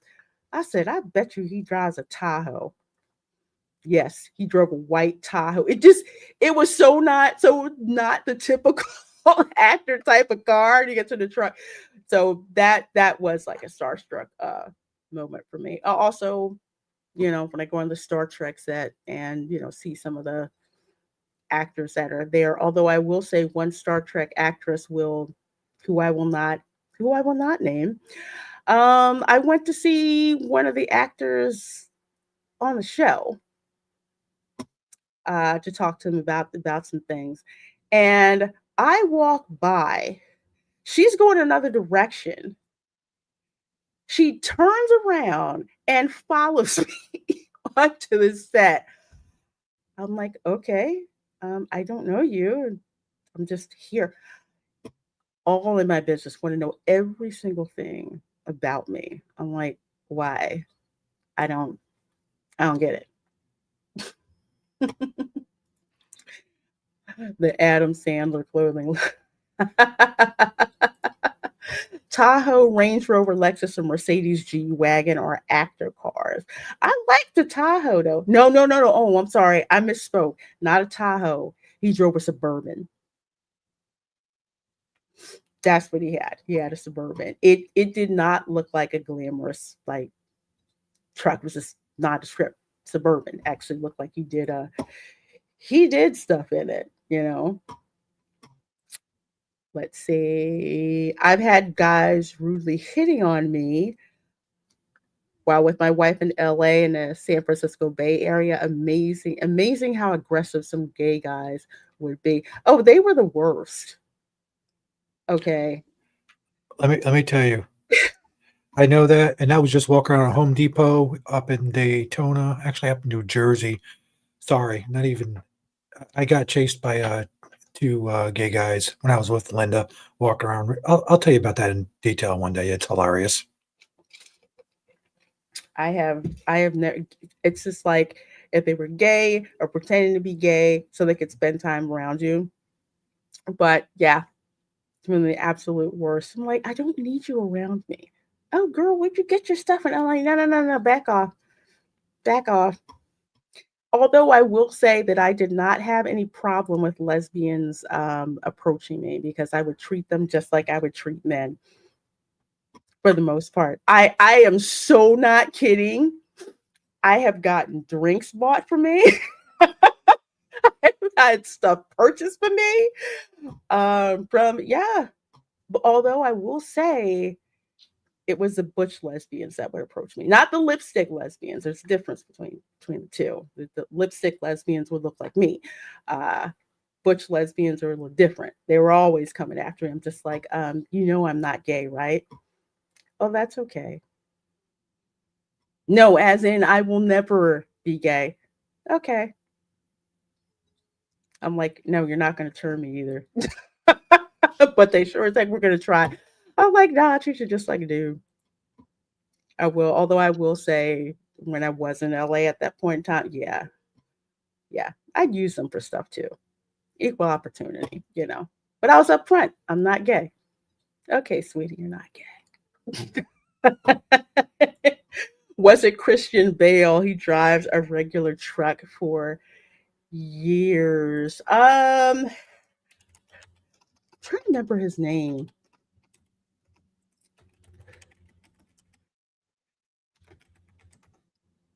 I know I haven't watched this show in like forever. John McCook. That's his name. But I just saw him. I just knew him as Eric Forrester on The Bold and the Beautiful. So that's what I knew him. That's what I knew him as. But I would run into celebrities at the supermarket. After a while, I didn't freaking care. I just wanted to make sure I could get a darn parking spot because get to fight with them for a parking spot. Like the Whole Foods in it's in Sherman Oaks. The Whole Foods that's on the intersection of Sepulveda and Ventura Boulevard. So you go to that Whole Foods. They're all up there in the Whole Foods getting their organic stuff. Keep running into them. My hairdresser, I kid you freaking not, used to piss me off. If there was an awards show like the Grammys or the Emmys or whatever, she was booked and I couldn't get a freaking appointment because she's making money doing that. And then, I was like, I don't really care about celebrities. I just want my freaking parking spot and I need you out of it. That's what I need. Hey, Fatal. Says, happy birthday, my dear. Well, thank you so much for that $5 super chat. Let me blow you up, Krista.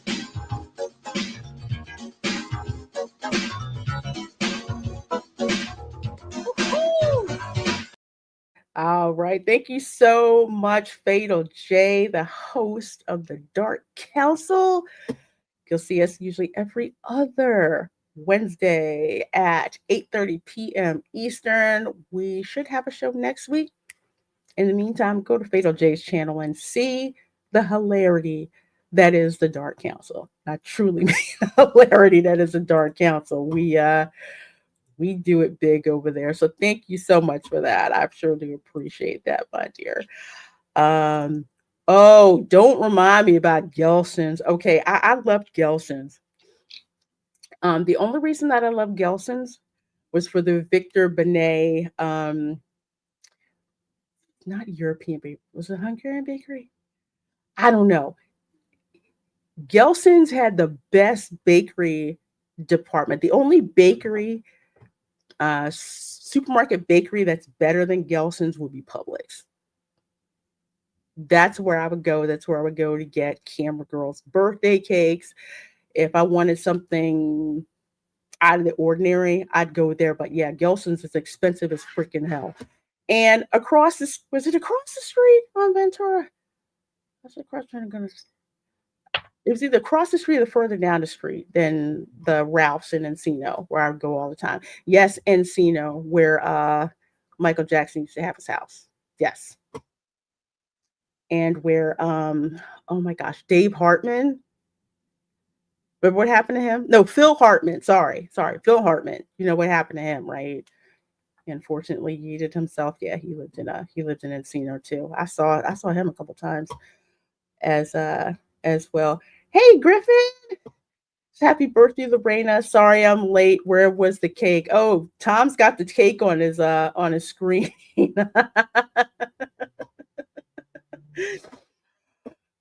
Oh, treat butch lesbians like men. Good trick as a straight woman. Yeah. Yeah, it really is. It's pretty much the same thing, just different equipment, you know. They're both very aggressive. Just be straight up, but I'm not gay.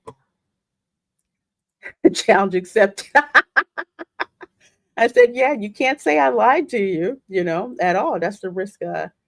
That's the risk you take because, you know, if I see Vin Diesel,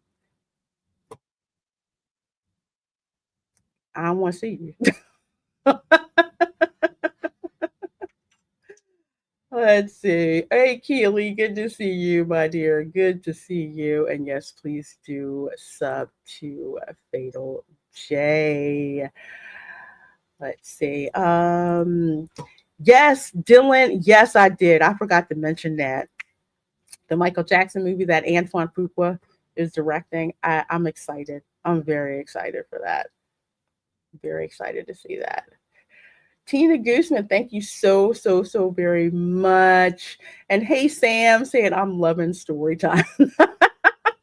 You know, about 2 more stories, and then we're going to go ahead and wrap up. Fannie Willis Booty, thank you so very much, my dear. Oh my gosh, I'm running out of super chats to give y'all, but I'll give you the old school one. This is pathetic.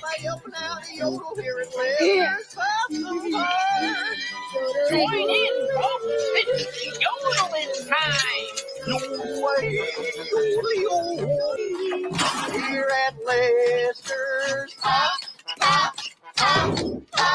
Elephant green screen effect. Says happy birthday, Lorena. Thank you for all the great entertainment, and I'm still waiting for that haunted house ride through. Cheers. Well, we will have that haunted house ride through no later than the end of this month. So stay tuned. We are heading back to the Magic Kingdom. Thank you so much for that. 999 super chat. Sure to appreciate that, Fannie Willis Booty. Tina Guzman, thank you so much. Remember, for 22 months. I appreciate that. Just happy birthday to you. Thank you. I did meet Vin Diesel's stunt double from the Riddick movie. Yeah. I like that whole series, the Riddick series. Yeah, I really liked it. It was amazing. It was really cool. It was really cool. His stunt double was really cool.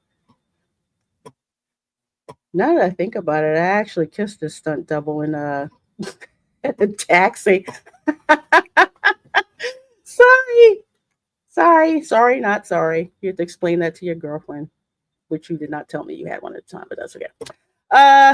This live stream has the best Hollywood tea stories.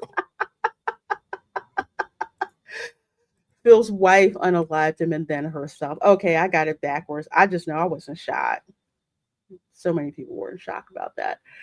Jerry Morales is here as well. Good to see you. Good to see you. Let's see. What's another two? Oh, okay. Okay. So had to drive on the 405 every freaking day. I hated it. LA traffic sucks. It's like no one works in that town at all.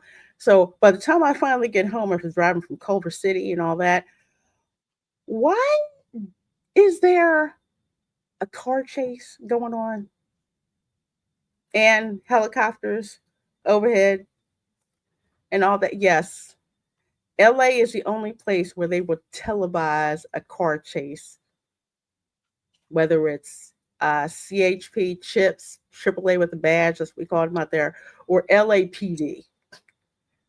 For some reason, they love doing that nonsense. They're hoping it's another OJ. OJ was classic, man. They got some ratings. That was classic. I'm like, yeah, this is like OJ all over again. No, it didn't involve a white Bronco. I always kept thinking, is it a white Bronco? Well, Bronco started being made again after OJ killed the brand for a couple of years. And when I heard that, I said, I only have one question. Does it come in white? Oxford white, to be exact. Mm-hmm. Yeah. Yeah. USC one year when they were playing UCLA in football, do you know they had a white Bronco with bloody handprints on it that they drove across the field? Jesus, that does not surprise me. That was one of the best trolls I've ever freaking seen. Hilarious. It was friggin' great. It was great. I loved it. Oh my gosh. Yeah, Sam. I did too. Me and my sister was just like, we met Eric Forrester. My life is complete.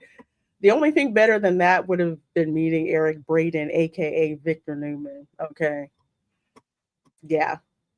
My family, we had bragging rights for years with that one. New Bronco sucks. Yeah, it's not the same. It looks too pretty.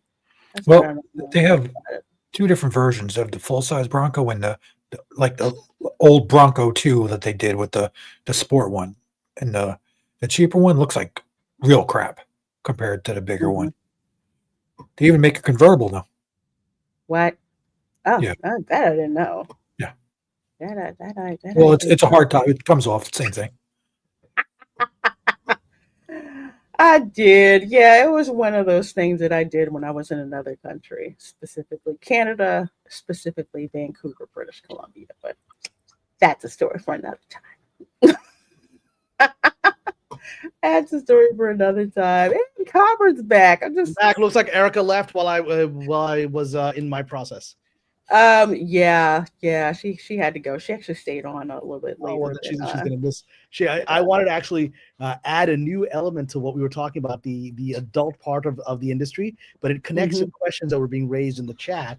Several people in the chat before I left were asking about the occult side of the industry. Yes, and so here's the direct story that I can tell you. So a young adult star. I was once speaking with her, and she told me very bluntly that she made much more money working at the eyes wide shut parties of Hollywood producers and stars than she did in the adult industry. She's very straightforward about it. She said, those are my best gigs. She goes there, she does the eyes wide shut sex magic stuff, gets paid a lot more money than she does working for Vivid or whatever. And she said that's a whole other thing that's going on in this town. So, you hear legends and stories and rumors, and that's directly from a person. Again, like I said, in my experience, adult performers, they're not liars. They're very straightforward because they lived their lives so out there that they got nothing to hide. So when they tell you stuff, it's almost always completely true and it wasn't just straightforward. Like, that's just one of my big sources of income is the Eyed Wide Shut parties. Yeah. And, I mean, so yes, there's, you hear legends and stories and you hear rumors, and I can share with you that I've never been invited to one of those Eyes Wide Shut parties. So I guess that shows how far down the totem pole I still am. But, so I can't, I at least have got that information for those in the chat that were asking about that aspect of this industry. Yes, it's very real. Again, you don't have to believe that there are occult forces or that magic works. These people believe it. And they act on it. That's all that you need to know. Doesn't matter what you believe. They these rituals and this stuff, that's part of their belief system. Well, I can tell you, and I'll wrap it up with this. LA is the only place where I've ever been where I have constantly been approached by people who either psychics, mediums, which is the same thing, where they would actively come after me, actively find me, actively say, I just felt that I was compelled to come over to you, give you, a message. I'm like, what is wrong? What the heck is going on? Here, I never had that happen until I went there. You must have, with that complex ancestry, you must have some Louisiana Bayou stuff, or you must have some West African magic stuff in your ancestry, some juju bags and all that stuff. There's Santeria. Am I wrong? I mean, I think they're ancestry. They probably revived it. No, you're 100% right. You have, voodoo in Louisiana, roots in the deep South, Santeria, in the Spanish Caribbean, all of that. That is something that is very real that I try to tell people, because my family would always say, you have to watch out for these people. You need to stay prayed up and all of that, because you do not know what somebody might be working roots on you. I'm like, what the heck is that? Yeah. Same thing. Occult, stuff like that. It is very real. And in Hollywood, it is very much, how we put it, very much not taboo at all. That's something that I had not ever been used to. People just out and out front with it. Well, there was something else movie that came out that I don't think was a good movie, but it just came out a few weeks ago about it's about these football players, right? Who are like a young guy. Him, yeah. I mean, I don't like the movie, but it's not wrong. I'm sure that's also going on in sports, right? So yeah, because it's all, you discover this whole occult element to how these football players are being elevated to power. So yeah, it's something else. That was one of the things that really, besides the fact there's creepy guys and creepy butch lesbians that would try to hit on me, and older, really old producers or whatever with their names on buildings, but the whole occult undercurrent of Hollywood is just, it is there and it is out there. Like I said, I went to LA. I was not the same when I left. And when I say you got away. I mean, I've been here 24 years. I can't even remember the person I was before this ridiculous town.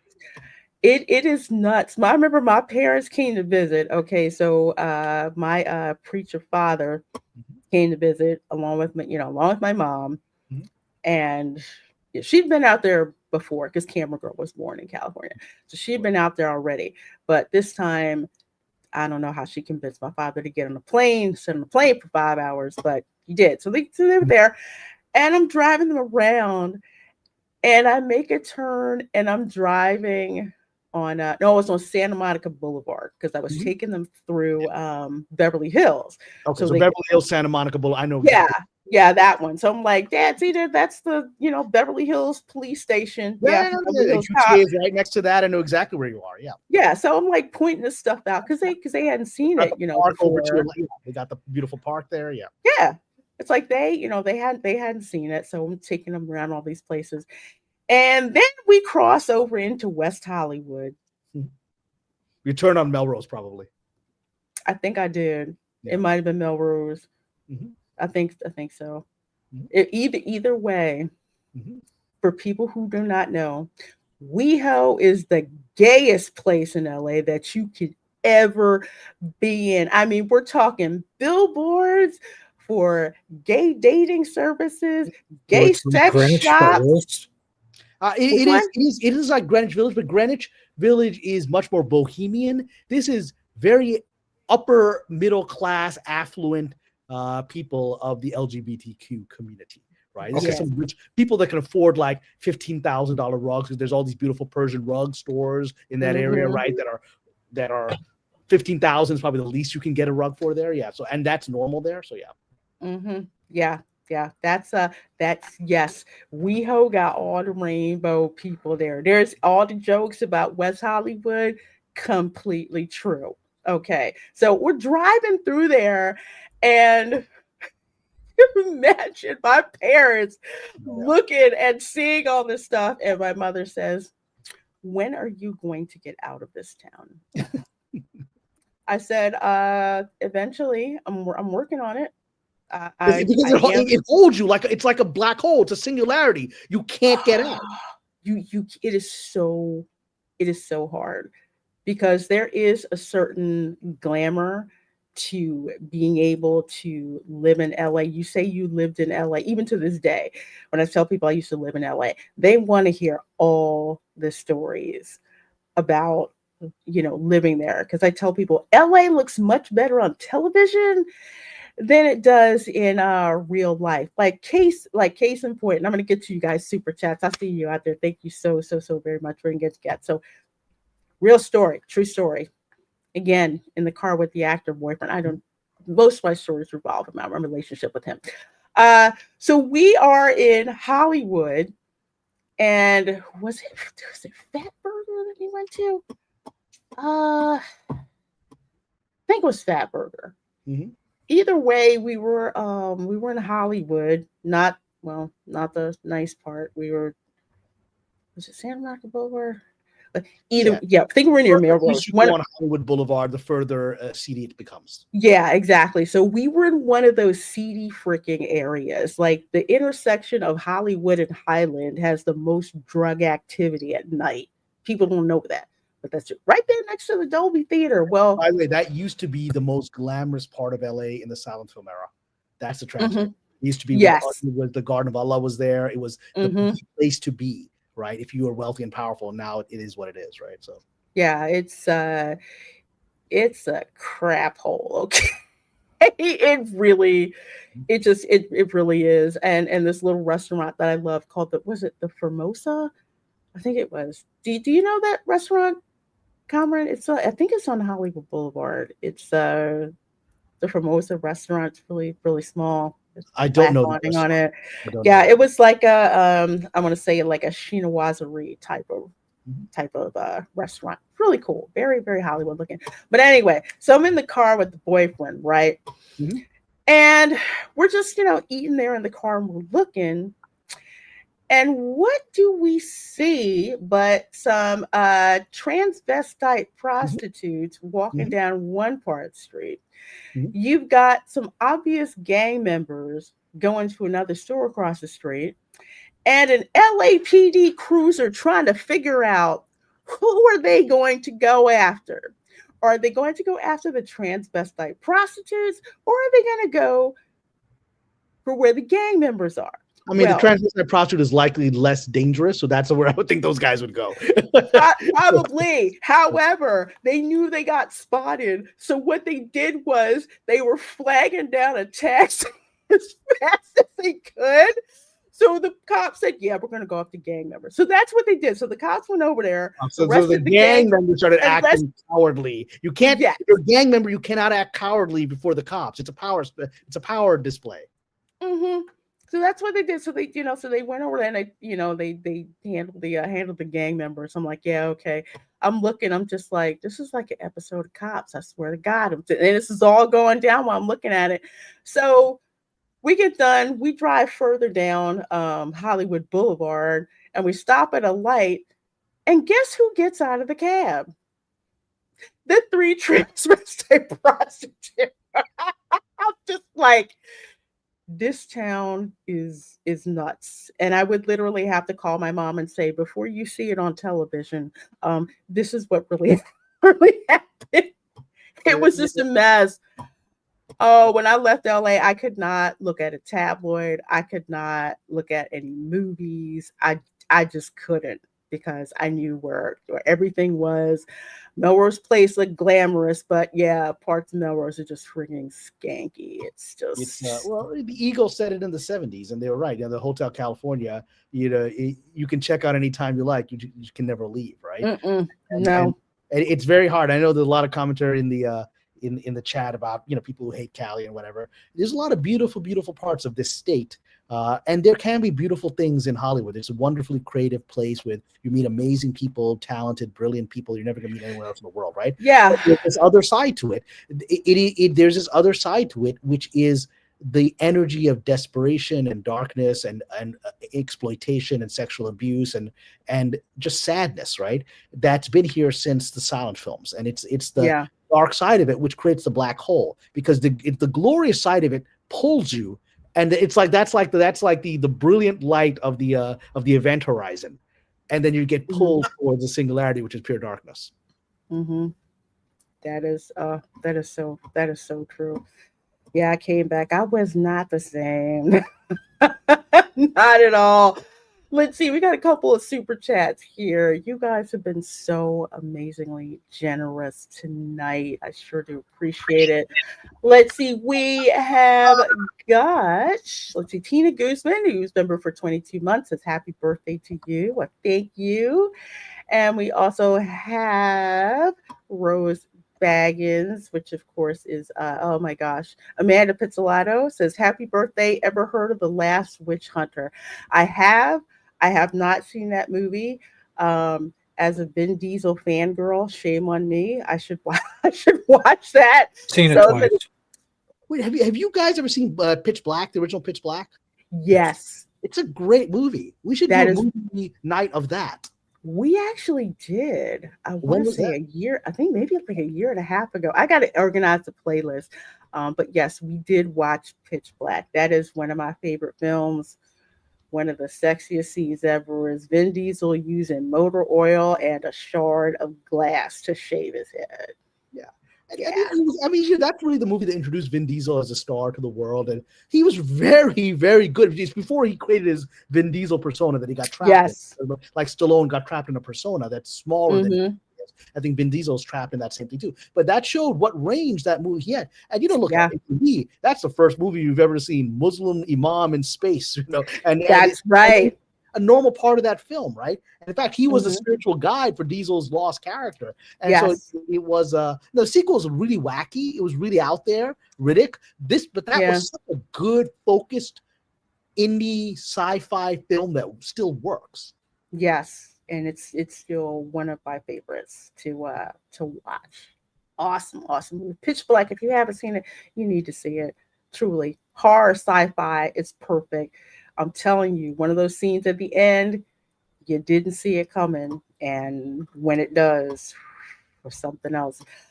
Thank you so much, Demajanai, for that $5 super chat. My dear, thank you, man. I'm starting to run out of things.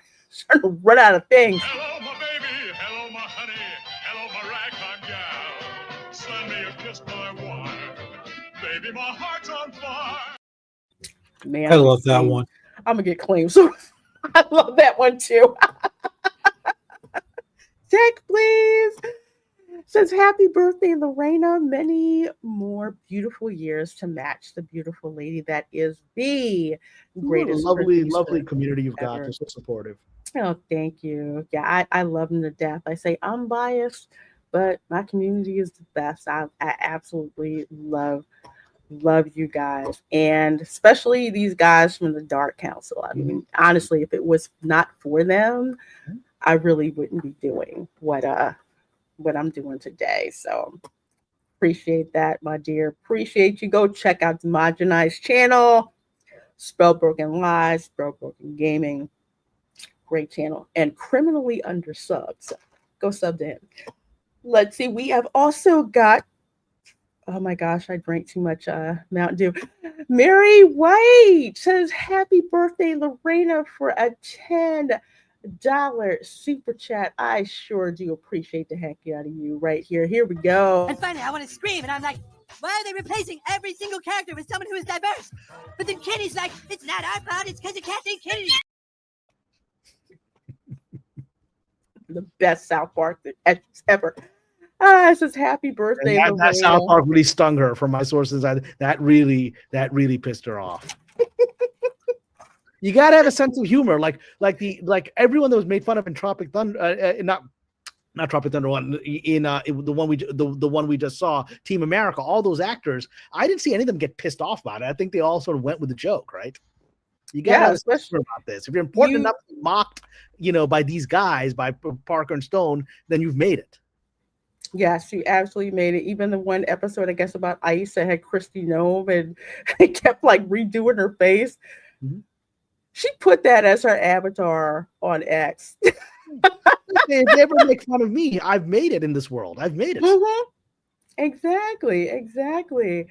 Retro Nerd Girl, who's been a member for 16 months, as I'm at work, stopped in to say happy birthday. Well, thank you, my dear. Thank you so much for saying that. And I didn't catch all of it, but I caught some of it last night, the stream that you did with Kamran and with Douglas A. Burton for one of my favorite sci-fi movies, 2001: A Space Odyssey, which is one of my favorite sci-fi films. Did you watch our commentary yesterday? I think you watched in the chat. I saw you for a bit. Yeah, I watched some of it. I didn't get a chance to watch all of it. I'll have to go back and watch because I dropped in the chat that if you go to Epcot down here at Disney World and you go on Mission Space, there's a section of the queue where literally they have reconstructed that part of the cross section of the spaceship from 2001. Mm-hmm. Wow.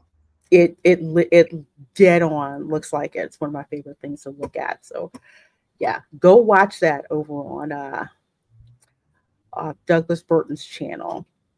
Great commentary. I can't wait. I'm going to play that back. Yeah, it was almost 2.5 hours. It was almost 3 hours. We went over and analyzed the movie, and we got to really, because you can analyze movies so many levels, but we got to profound spiritual depths, mysticism, religion, all these things. It's more than a science fiction movie. It's way more than a science fiction movie, right? And we really got deep into that in the analysis. If you guys have a chance to watch it, Douglas Burton again has a lovely channel that's very small and doesn't deserve to be that small. It should be very big, but it's I was delighted. Retro Nerd Girl was on there, and really sophisticated conversation. Yeah, I'm like, I can't stay. Literally, I was so tired. I was about to face plant, but I caught part of it, so I'm going to watch the rest. Again, it's one of my favorite films. I love when people talk about it. So, again, go check that out. Fanny Willis Booty for a $4.99. Thank you so very much, my dear. Yep, the majority of A+ stars and executives practice that. Aleister Crowley, Demon Worship. You can't make it unless you join in. Well, I hope you can make it, because I'm still trying to make it without joining in. but it certainly greases the wheels like nothing else. It does. You ever notice that it seems like some actors who don't do that are the ones that get demonized the most? I'm just saying. It's like when these actors are out there saying "believe ice" and Trump's this, and yet some of these people were as silent as ants pissing on cotton when Biden was in office. Okay, didn't hear anything. All of that stuff that they're spouting is to audition for their next job, to signal, hey, I'm great. You can hire me. I'm down with the program, if you know what I mean. That's the people don't understand. Hollywood has no political convictions. I mean, I think it actually has a couple, right? And they deal specifically with a particular country in the Middle East, that must be supported no matter what it does, right? But in general, aside from that, they really have no political convictions. I remember being, there's like a Discord group of a lot of famous writers, and I would participating in it. I've kind of backed away from it a lot over the last years because I got sort of burned out with the political hypocrisy, right? And one of this was most amusing thing that I watched was last year during the election it was like, and these were famous people, very rich, powerful people, and they're all like robots repeating the same lines about Biden and all the critiques about Biden. Maybe not all of his, his marbles are there. Maybe not all the synapses are firing, and that were the critiques that were being presented by his adversaries. And they're all like, "This is all lies, whatever. This is all, this guy's sharper than Einstein. We got sharper than Tesla, right?" And just they're repeating the scripts on the chat, and they're all yeah. And the moment he steps down and Ms. Harris comes in, they all start saying, "Oh my God, he should have stepped down before. Obviously, he's lost some of his marbles, right? And now he's put her under a bad position because now she's got to catch up." I was like, literally, didn't you say something yesterday that was completely opposite? I mean, I see it on the chat, right? I see it on the chat, right? Mm-hmm. So aren't you just repeating that the talking points that your Republican adversaries were giving you? I made the mistake of posting that. Was not well received by these people because it's robots, right? But it's robots. Is what it's robots because they're trying to please each other to remain in the club so they can keep getting work. They don't know who else in that chat room is going to hire them or fire them. So they have to keep repeating the robotic mantras of the day, not because they believe in anything, right? They don't believe in anything except, like I said, they believe in one thing. And I left the chat after I expressed my disagreements on that issue, right? And then I was finished. Then I was finished, right? I was finished with all of them, and vice versa. But that's what people have difficulty understanding, is that you keep thinking these people are woke. They are whatever they need to be to get work. And we're not talking about a struggling actor who's like who's giving a blowjob to a producer in the backseat of a car, right? We're talking about rich, powerful people. The further up you go, it's exactly what Darth Sidious said. It's exactly what Palpatine said. It's like whoever has power fears to lose it. The further up you go, the more desperate you become to be liked by these people, right? And to be accepted, because you have something to lose. You have a lot to lose. The humiliation, because everyone falls. That's like we talked about earlier about my producer who acted like Les Grossman, right? That's coming from a place of great fear. This guy has multiple decades of hits and success, and probably has a few $100 million in his personal bank account, right? But he's afraid of losing it all and becoming the source of mockery. And because everyone in this town is waiting for somebody else to fall. Whoever's on top, everyone is waiting to take that person down, right? And so it's very Sith-like in that respect. And so and so everyone's just trying to survive here. And the higher up they go, the more scared they are of losing what they have. Me, I know I'm on the fringe. I'm circling the event horizon of what I am. And so I was canceled a long time ago, but just by being who I am. And yet I still have a career. I still get work, and maybe not at the speed that I'd like or the speed that my talent may deserve. But I'm still there. But I've reached a place where I actually don't care, because these people canceled me when I tried to play along, and I hid my views. When I hid my views and my beliefs, I hid them just to survive. And I discovered they'd already canceled me the moment I walked in the door. The moment they found out my background, my ethnicity, my religion, they'd already put me in a box. Nothing I said would convince them I wasn't their adversary in their minds, right?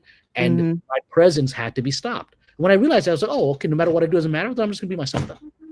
You're not going to hire me anyway, right? So I'm just going to be myself, right? And then in the process, I got some work from people that, saw the economic value of working with me, and that overcame their distaste for who I am and my beliefs. And that's how I survive, right? Because I've already accepted I'm never going to be one of them. Doesn't mean I can't be successful, but I'm never going to be one of them.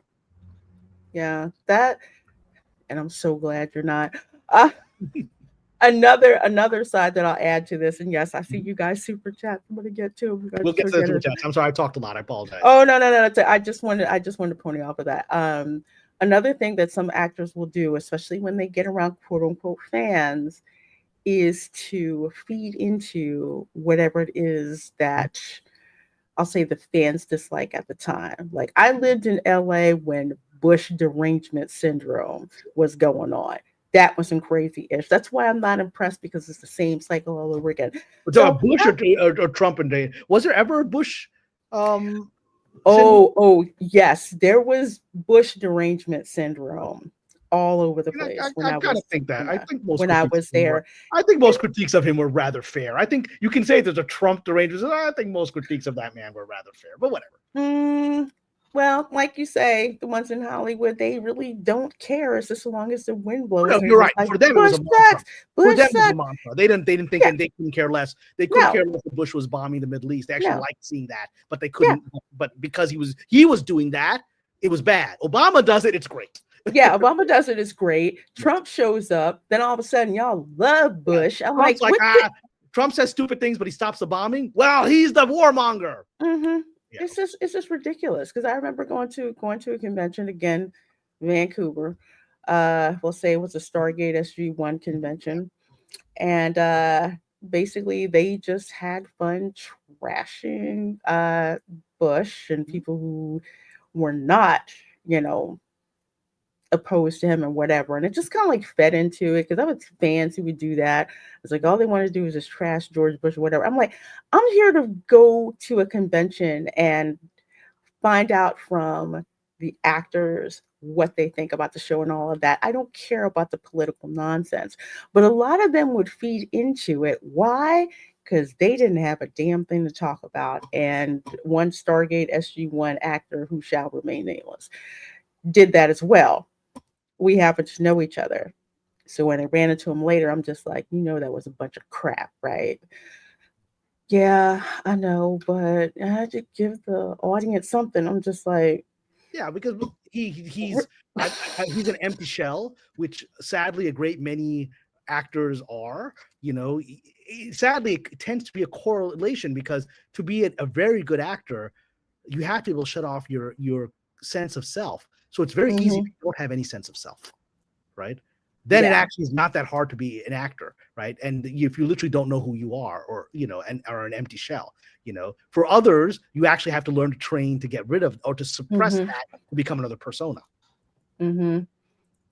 Like asking me to go get them alcohol because they're just like, I can't deal with this. It's like, they're real people, they're your fans. You're going to have to deal with them. And no, I will not go and get you liquor. Mark Daly for $10. Thank you so much, my dear. I sure do appreciate that. JD Pritzker won $1.4 million in a casino. Wow, I didn't know that. Yeah, good for him. That's the oh my gosh, what is he? Is it Minnesota or Michigan that he's the governor of? I think it's Michigan, right? I think so. Says he's always been lucky. As a kid, he not only found a golden ticket in his Wonka bar, but he survived a spill of the chocolate river during the tour. Happy birthday, Lorena. Well, thank you. Thank you. True story. Charlie and the Chocolate Factory is one of the books that I read as a kid that I absolutely loved. And really pissed that they're trying to censor Roald Dahl's work. It's like, come on, y'all, please. Forget it. Thank you so much for that, Mark. And thank you, Bosco Scenario, aka Guy Scar. You got to check out his channel. He has the Hangout show on Wednesdays, I think at 8 p.m. Eastern. Happy birthday, hermana. Mucho amor and good health. Gracias, mi hermano. Gracias. I love it, the Spanglish, because that's what we speak here in Florida, Spanglish. Thank you so much, my dear. And Osvaldo Lopez for $1.99 says, hate when friends visit Cali and want to go to Hollywood. Yeah, for a lot of people watching television, they think Hollywood is glamorous. All that you see is the flashy cars, the movie premieres. Like when my parents came, we drove by, there was a premiere for, I think, Space Cowboys. They'd never seen a movie premiere like that. So that was cool for them to see. That's what they think Hollywood is. They don't see that after you get off of Hollywood Boulevard, how seedy it starts to get the further south you go, and just the broken, people, runaways, drug addicts, just broken people. There are a lot of broken people in Hollywood. So it's like, don't go to Hollywood. I would say go to Santa Monica, but daggone it, that place is going to hell in a rock. I will say, I live here. It has finally begun to clean up after several years of disaster where it was physically unsafe. Like it was physically unsafe to walk down the street here because it wasn't just homeless people, which exists throughout the United States. And I grew up with homeless people in New York and I knew how to deal with them, right? This was very dangerous young people on drugs, on fentanyl, right? Who were flooding the area, who would mug you and attack you for money. And so it wasn't like the poor veteran with PTSD who's had a rough time. These were people that were very dangerous criminals that were flooding this very lovely beach area, right? But it's cleaning up now. It's safe again for the first time in years, which is nice. That is so good to hear because Santa Monica, I loved it out there. When I lived out there, I almost sent Kamran to preschool there, but it was way too expensive. But we would go Santa Monica, go to the mall, go to Santa Monica Pier. I took my mom there, and it was just beautiful. Of course, we had to go to Fred Segal as well. But I walked by the pier just today. I was meeting. I like to walk. I just try to do a 2 to 3 mile walk every day, and I would walk by the pier just this morning. Yeah, it's I'm so glad to hear things are turning around because Santa Monica was one of my favorite places to go and hang out because it's just so beautiful. So beautiful. Well, thank you, Osvaldo, for that. And thank you for another $1.99 super chat. Said, you guys looking forward to the Running Man remake? I actually am. I like Glenn Powell. I think he's very charismatic. Yeah, I'm superficial enough to say yes. Glenn Powell is in it, so I must watch it.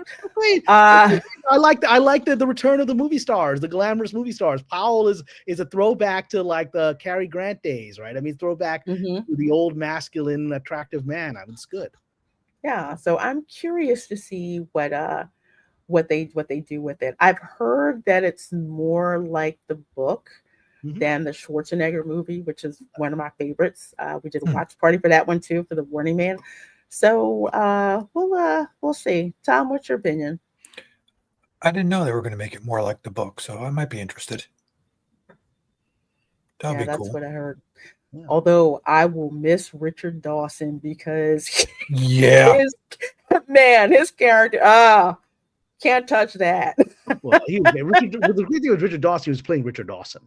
Richard Dawson was kind of that guy. Like, I remember reading, like, he was the scandalous game show host. Like, he was big ego, that he was a sleazy guy, kissed everybody, right? Yes.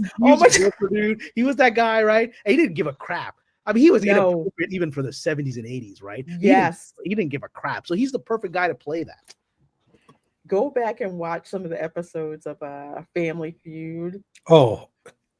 When Richard Dawson was on. It's really for current today. I mean, kids watching today would have a heart attack. It's also inappropriate. They would. My mom was like, I think they gave him a hassle because he kissed too many black women. That's what she said. Well, you can give him that. He was equal opportunity kisser. I remember one episode where they had this Indian family, right? This Indian family, the mom was there in a full sari and everything. And, he wanted to be, so he took her hand and kissed it very elegantly. And she's like, no, you must kiss me on the lips. That's what the women wanted. They wanted that full-on smooch for Richard Dawson. But I mean, I'll give him that. He tried to be a gentleman, Yeah, he That's hilarious. certainly did. He certainly did. He was the epitome of the dirty old man. He was very suave about it, which is just like, okay, go watch it. Trust me. Trust Yeah. me. It's It's, hilarious. it's from another era. It may be a while Yes. before the era returns, if it ever does. Yeah. Thing was nuts. Michael Deacon 8277. I'm sorry, YouTube is doing the at thing for $2. Thank you so very much. Happy birthday. Enjoy your birthday, Lorena. Well, I sure am. Thanks to you guys, my amazing community of viewers. So love you guys. I love the welcoming community that we have here. You know, we shoot straight, we have fun, you know, but we're just our authentic selves, and that's what I love the most. I love authenticity, and you guys are definitely it. So thank you, Michael, and we have got to take this. We have to end this show, but y'all are so funny. Thank you, Fanny Willis Booty. I sure do appreciate the $4.99 super chat, girl. Yeah, y'all keep me swimming and stuff. Thank you. Actually, my hairdresser thanks you because my YouTube money usually goes to her. Okay. She says, by the way, great special guest tonight, Lorena. I do hope you have him on again. Yeah, I try to have Kamran on at least every month, month to 6 weeks or so, because I love his perspective.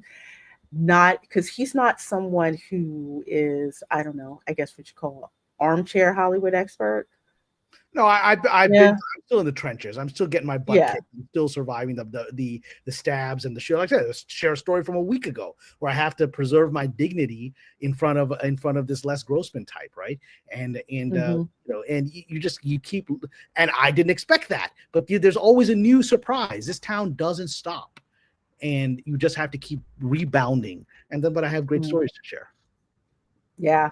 And I so love hearing them. So that's why I love having them on. Because I will tell you guys stuff, and I know you're like, are you making that up, Lorraine?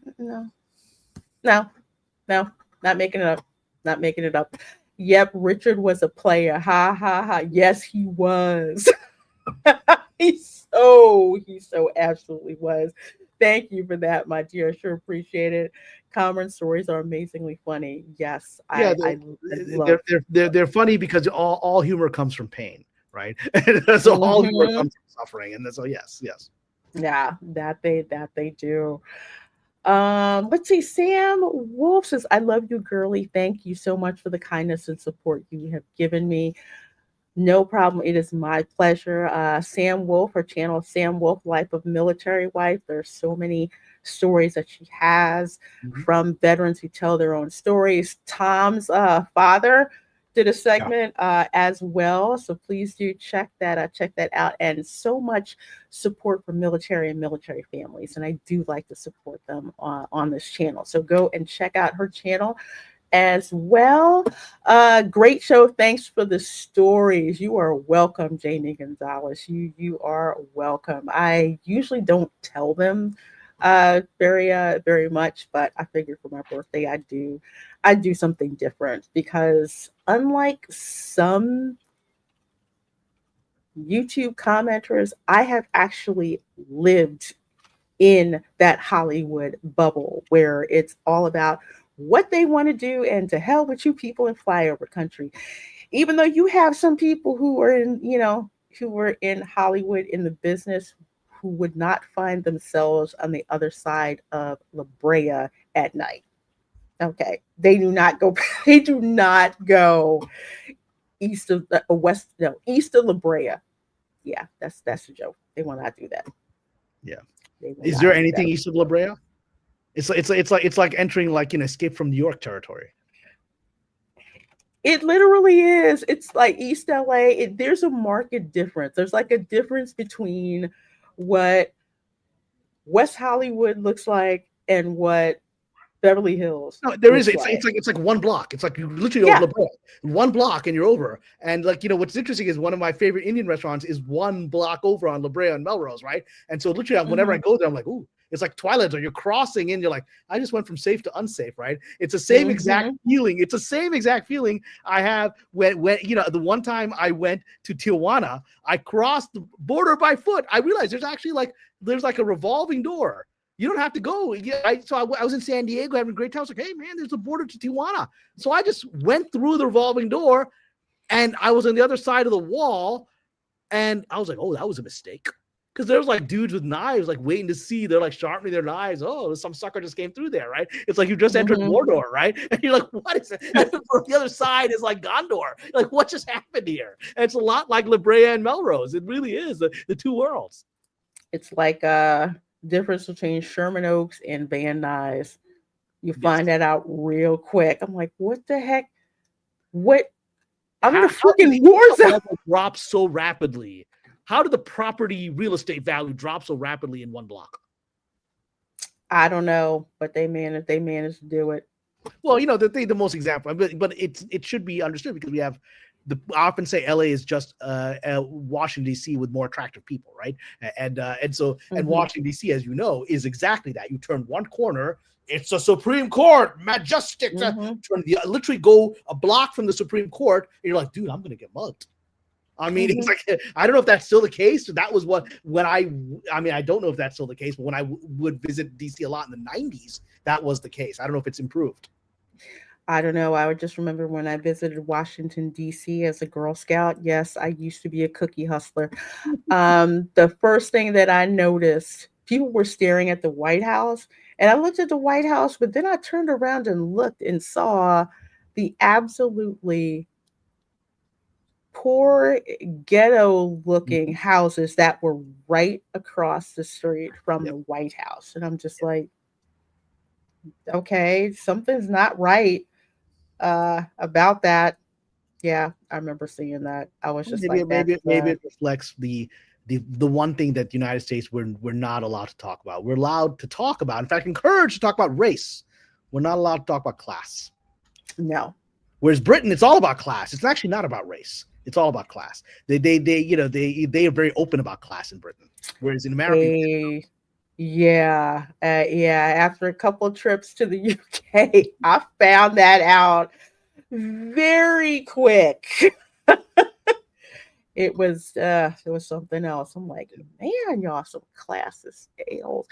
Hey, Linda says, happy birthday, Lorena. Sending birthday hugs. Hope to see you on the 15th. Yes, so for folks who do not know, we're having a channel meetup on November 15th.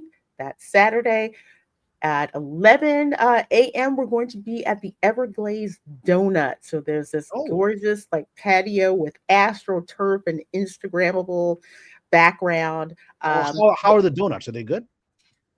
They are so good. Yes.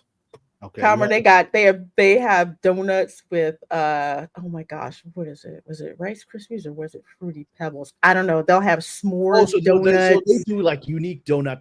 Yes. Yeah, yeah, they do. Donuts. Can I get like a raspberry? Because I'm obsessed with raspberry cream. Can you get a standard raspberry cream or no? I don't know if they have raspberry cream. I'll have to look. They probably have orange cream. Yeah, I know. Yeah, maple bacon donuts, but I don't think Kamran's not gonna mess with the. I like the maple bacon donuts. That, but yeah, Tom thought it was a joke when I told him. I'm like, no, there's. I was looking forward to it. Not a joke. I take my bacon seriously. They're very artisanal. Well, I want to say artisanal. Very, very sugary. Very pretty. Very attractive. Very. If you had to put them against Voodoo Donuts, I kind of like the Everglazed more. Really? Because Voodoo is very good donuts here. There's a couple here in Santa Monica. They're really good. I just think the quality is a little bit better taste-wise. I love both, but I don't know because there's donuts at Voodoo Donuts that I have to have, like the Miami Vice donut. Wait, that's cocaine? I wish. It doesn't have cocaine, but I think it has that pixie stick Oh my sugar. God. Just as Even worse. bad. Yeah, I love the donuts there. Voodoo donuts are very different, unique. I like them differently. There's voodoo donut, and then there's everglazed donut, which I love too. I love them both for different reasons. And one day I'll actually be able to make it to a meetup. It's a goal of mine. Well, I would love for you to. I think this is like our third year that we're having a meetup. I just like to meet you guys. You guys go and get donuts. It's not super expensive, and we just hang out for a little while and talk. And I get to meet you guys, and you get to meet and talk to me. It's very, very informal. There's no pretense. You don't have to stand in a line at a table to come and see me. We just all hang out. Kamran, fly out. Get out of LA. Fly out. Fly out? What do you even talk about? Fly out. Come hang out and get some donuts and then go back home. Yeah. Which city are you in? Or which city is the meetup in? Orlando. Orlando. Yeah. Okay. Yeah. It's going to be down at Disney Springs, actually. Sorry, I forgot to put that in there. Disney Springs, that's where the Everglades Donuts is. Free parking. Okay. So that's always good. Come down, hang out with us, and then just go shopping, around or window shopping like I like to do. Although you know where I'm going after the you donut. must go to Gideon's to get coffee, cake, and cold brew. I mean, a half an inch of frosting, layers. Holy crap!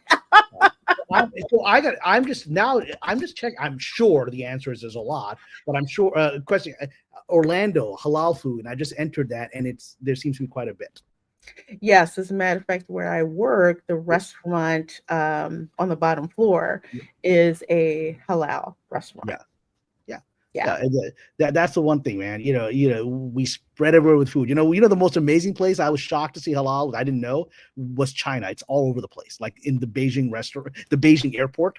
And, because Muslims are such a large part of China, you only hear about the oppression that's happening in Western China, Xinjiang, right? But they're such a mainstream part of the culture. So when I was in Beijing, worked there for 2 months, zero problem. I mean, literally every other block was a halal restaurant, and they were so popular because. And I would ask my Chinese hosts who weren't Muslim, I was like, "Why are these so popular? They're clearly this is generally popular, not just with the Muslim community, right?" And they're like, "Oh, because we know when we go to a halal restaurant, it's not going to be dog meat or cat meat, right? Because the actual meat you're getting. Because literally China has incredible food, but you always are a little nervous about what the meat is because the beef is beef is a very broad term in China." Very broad, inclusive term as to what beef actually is. And so if you don't want to eat dog, you at least you go to the halal. There was a sign I remember seeing on a Chinese restaurant, my buddy in Jersey. It said, "We know see your cat while you keep asking." It's interesting, and again, it's not just in China. I was actually I had a very interesting flight, to the East Coast a couple months back, where the gentleman next to me was a Filipino sort of evangelist, and he was like trying to convert me the whole flight. But he was a nice guy, so I just kept listening to him and engaging him with spiritual conversation, whatever. And then he's talking about, well, you guys, you eat halal food. Why do you think God has restricted you? I said, well, we believe God has given us certain rules because He doesn't want us to eat things like dog and cat. And he's like, well, we Filipinos eat dog and cat. I'm like, I know in your religion there aren't food restrictions, but maybe a couple might be helpful. Maybe a couple might be voluntarily helpful.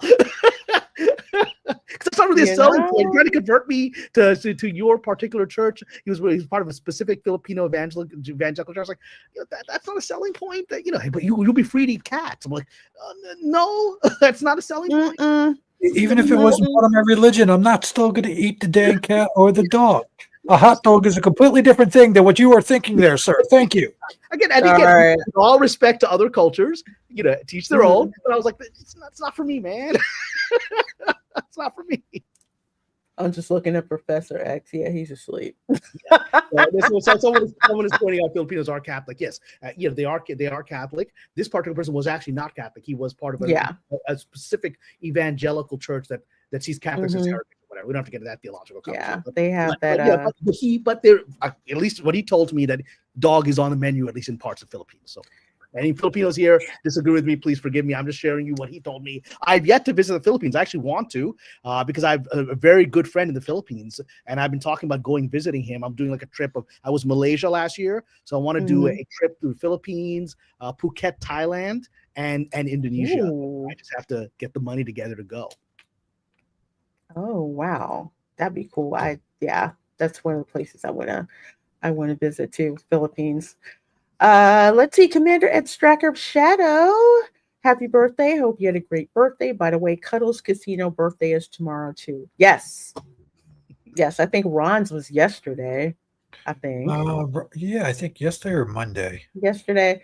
There's a bunch of us who were all I'm next week. birthdays, one after one after the other. It's a lot of Scorpios up in this you're game. passionate people. Yes.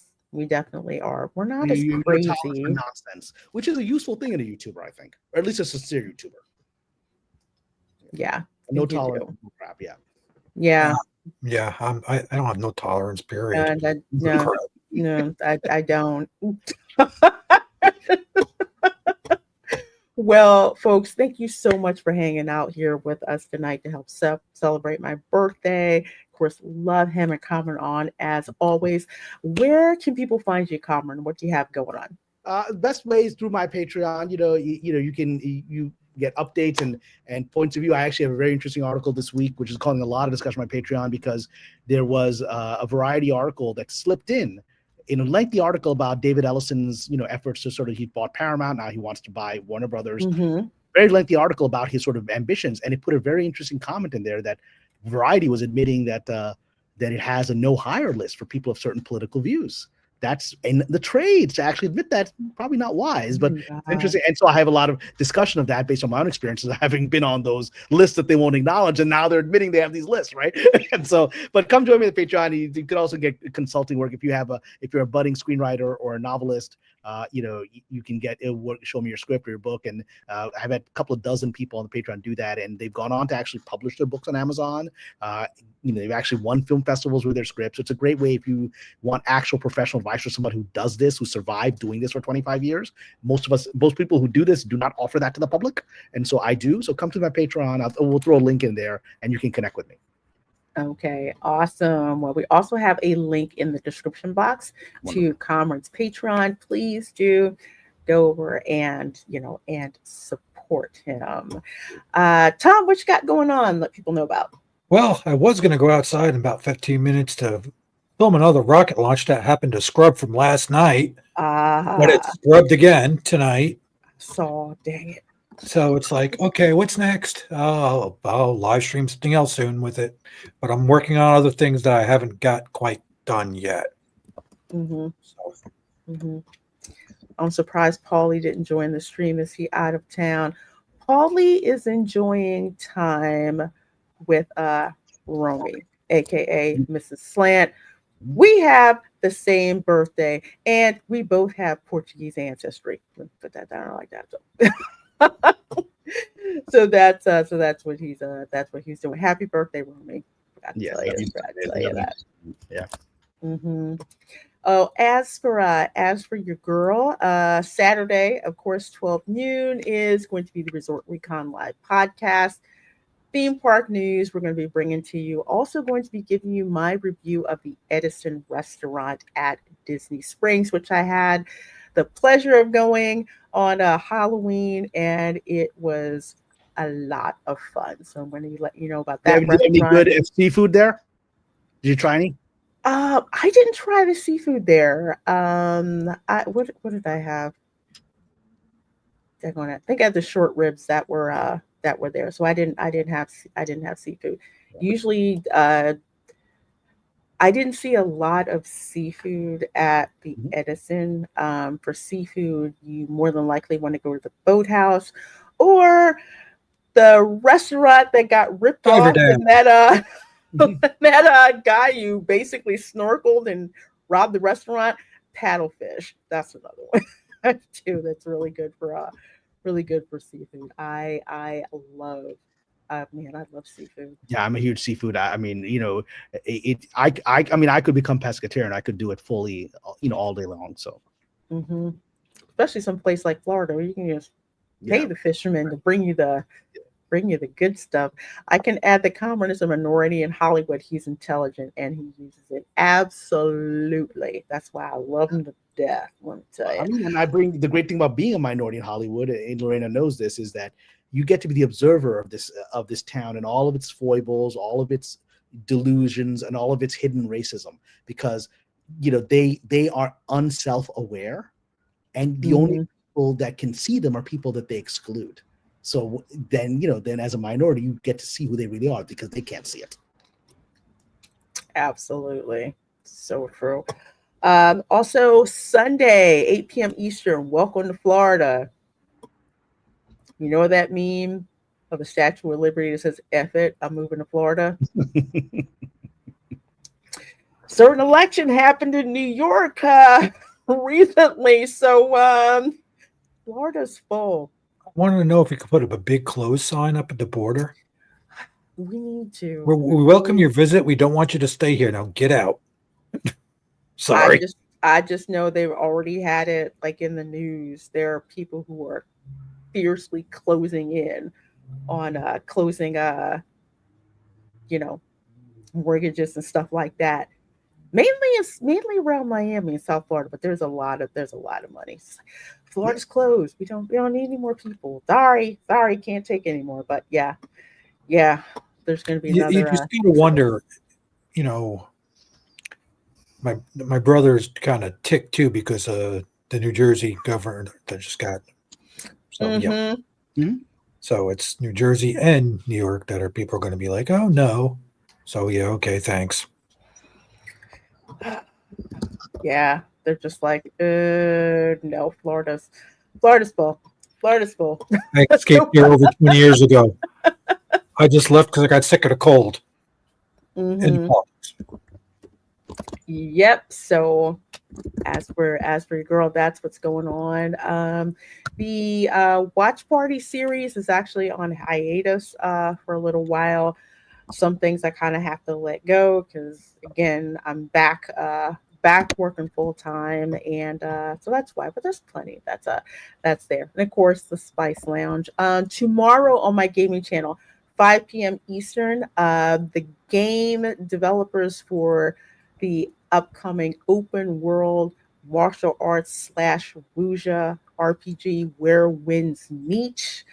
They're going to be having a live stream about the game. So I'm going to be reacting to that stream tomorrow around 5 p.m. Eastern. Very excited about this game. It is literally Infinity Nikki for guys, in a way. Lots of martial arts fights. If you've ever seen the movie Kung Fu Hustle, okay, you can do the Kung Fu Hustle run in this game. So I do want to add one thing because people are asking about me in the chat. So just my view on the election as someone who grew up in New York and someone who is a Muslim. People are asking me what is my view of the particular gentleman that's been elected there. I'll say two things. One is most Muslims actually like his stance on the Middle East and don't like his stance on socialism and the social values. I know part of the propaganda that was used against him was we Muslims are Islamist communists, which are actually quite adversarial. The Afghans will tell you about that, right? So that. And the second thing I'll just add is that if you look at the candidates that were fielded in New York City, a lot of garbage.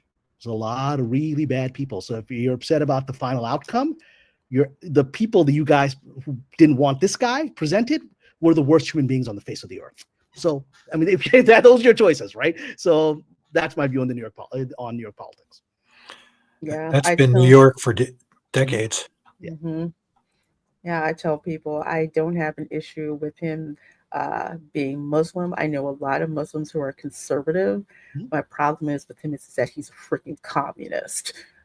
That's the issue that I have with him. He's not mainstream in his social views amongst American Muslims, but he got elected because the other candidates, let's just say, were not America first. So I think a lot of people need to reassess where their loyalties are. If you want traditional values and libertarian things, maybe you should actually be focusing on this country and your instinct shouldn't be another country as the basis of elections. Then maybe you might get people who share those values in this country, right? Because I think people are kind of done, both in the right and the left, with some other country first.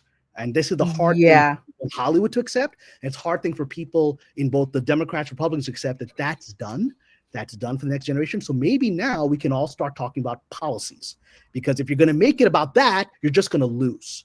So now let's talk about policies, because I would have preferred that this gentleman was defeated by somebody who shared his view on the Middle East and had libertarian economics, right? But that wasn't offered to us. So maybe let's start getting. Not in New York. Not in New York City, man. Well, but the fact that New York City is fed up with focusing on another country, New York City is fed up with focusing on another country, means that issue is done. So let's focus on the future of America now. Yeah, because he won 51% of the vote. Yeah. So that is not a landslide, folks. Just enough to get him over the line. But yeah, we really do. We need to focus on this country. And last thing I'll say, I'm really getting freaking sick and tired of people mostly focusing on immigrants and not focusing on Americans, especially when it comes to Black Americans. I'm not appreciating the erasure of history when it comes to that, where you have people saying, oh, well, New York was built by immigrants. No, New York, immigrants helped build up New York in the 1900s. But starting with the 1650 or whenever the Dutch got there, they brought enslaved African labor there. Okay. And people do not think about that. The Statue of Liberty is not made for immigrants. It was actually made to celebrate the end of slavery in the United States, which is why there are chains on the Statue of Liberty's feet. So it's really getting aggravating as I don't know what, when people are mostly focused on other countries or immigrants from other countries instead of the American identity. It used to be immigrants came here, they were assimilated into American society. They were proud of where they came from, but they were Americans first. And we really do need to get back to that. And what Malcolm X said, and we can get off this topic, but it's what Malcolm X said back in the late 50s, early 60s, about how both the Republicans and the Democrats take the Black vote for granted, and they expect Black people to vote in certain ways because they're being told to do so. And Malcolm was very straight about that, right? And so maybe this is the moment where the Black and African American community hopefully will start establishing its independence from all of this narrative and start pushing forward, because the Latino community has no problem pushing forward things it cares about, right? And I think the Black community has to start listening to Malcolm X again, which is decide what's right for your community and don't let these parties tell you what you're supposed to believe. 100%. Also, one of the things that turned me into a rabid conservative was living in Los Angeles. I freaking kid you not. It so did. Well, folks, we are going to wrap up. You guys have been absolutely amazing. Make sure you subscribe to Erica's channel as well. Again, check out the video that she dropped for her Halloween display. It will blow your mind just how talented she is. You have got to go and check it out. Much love. Good morning, good afternoon, good evening, wherever you are, and we will see you all next time. God bless everyone. Bye. Bye.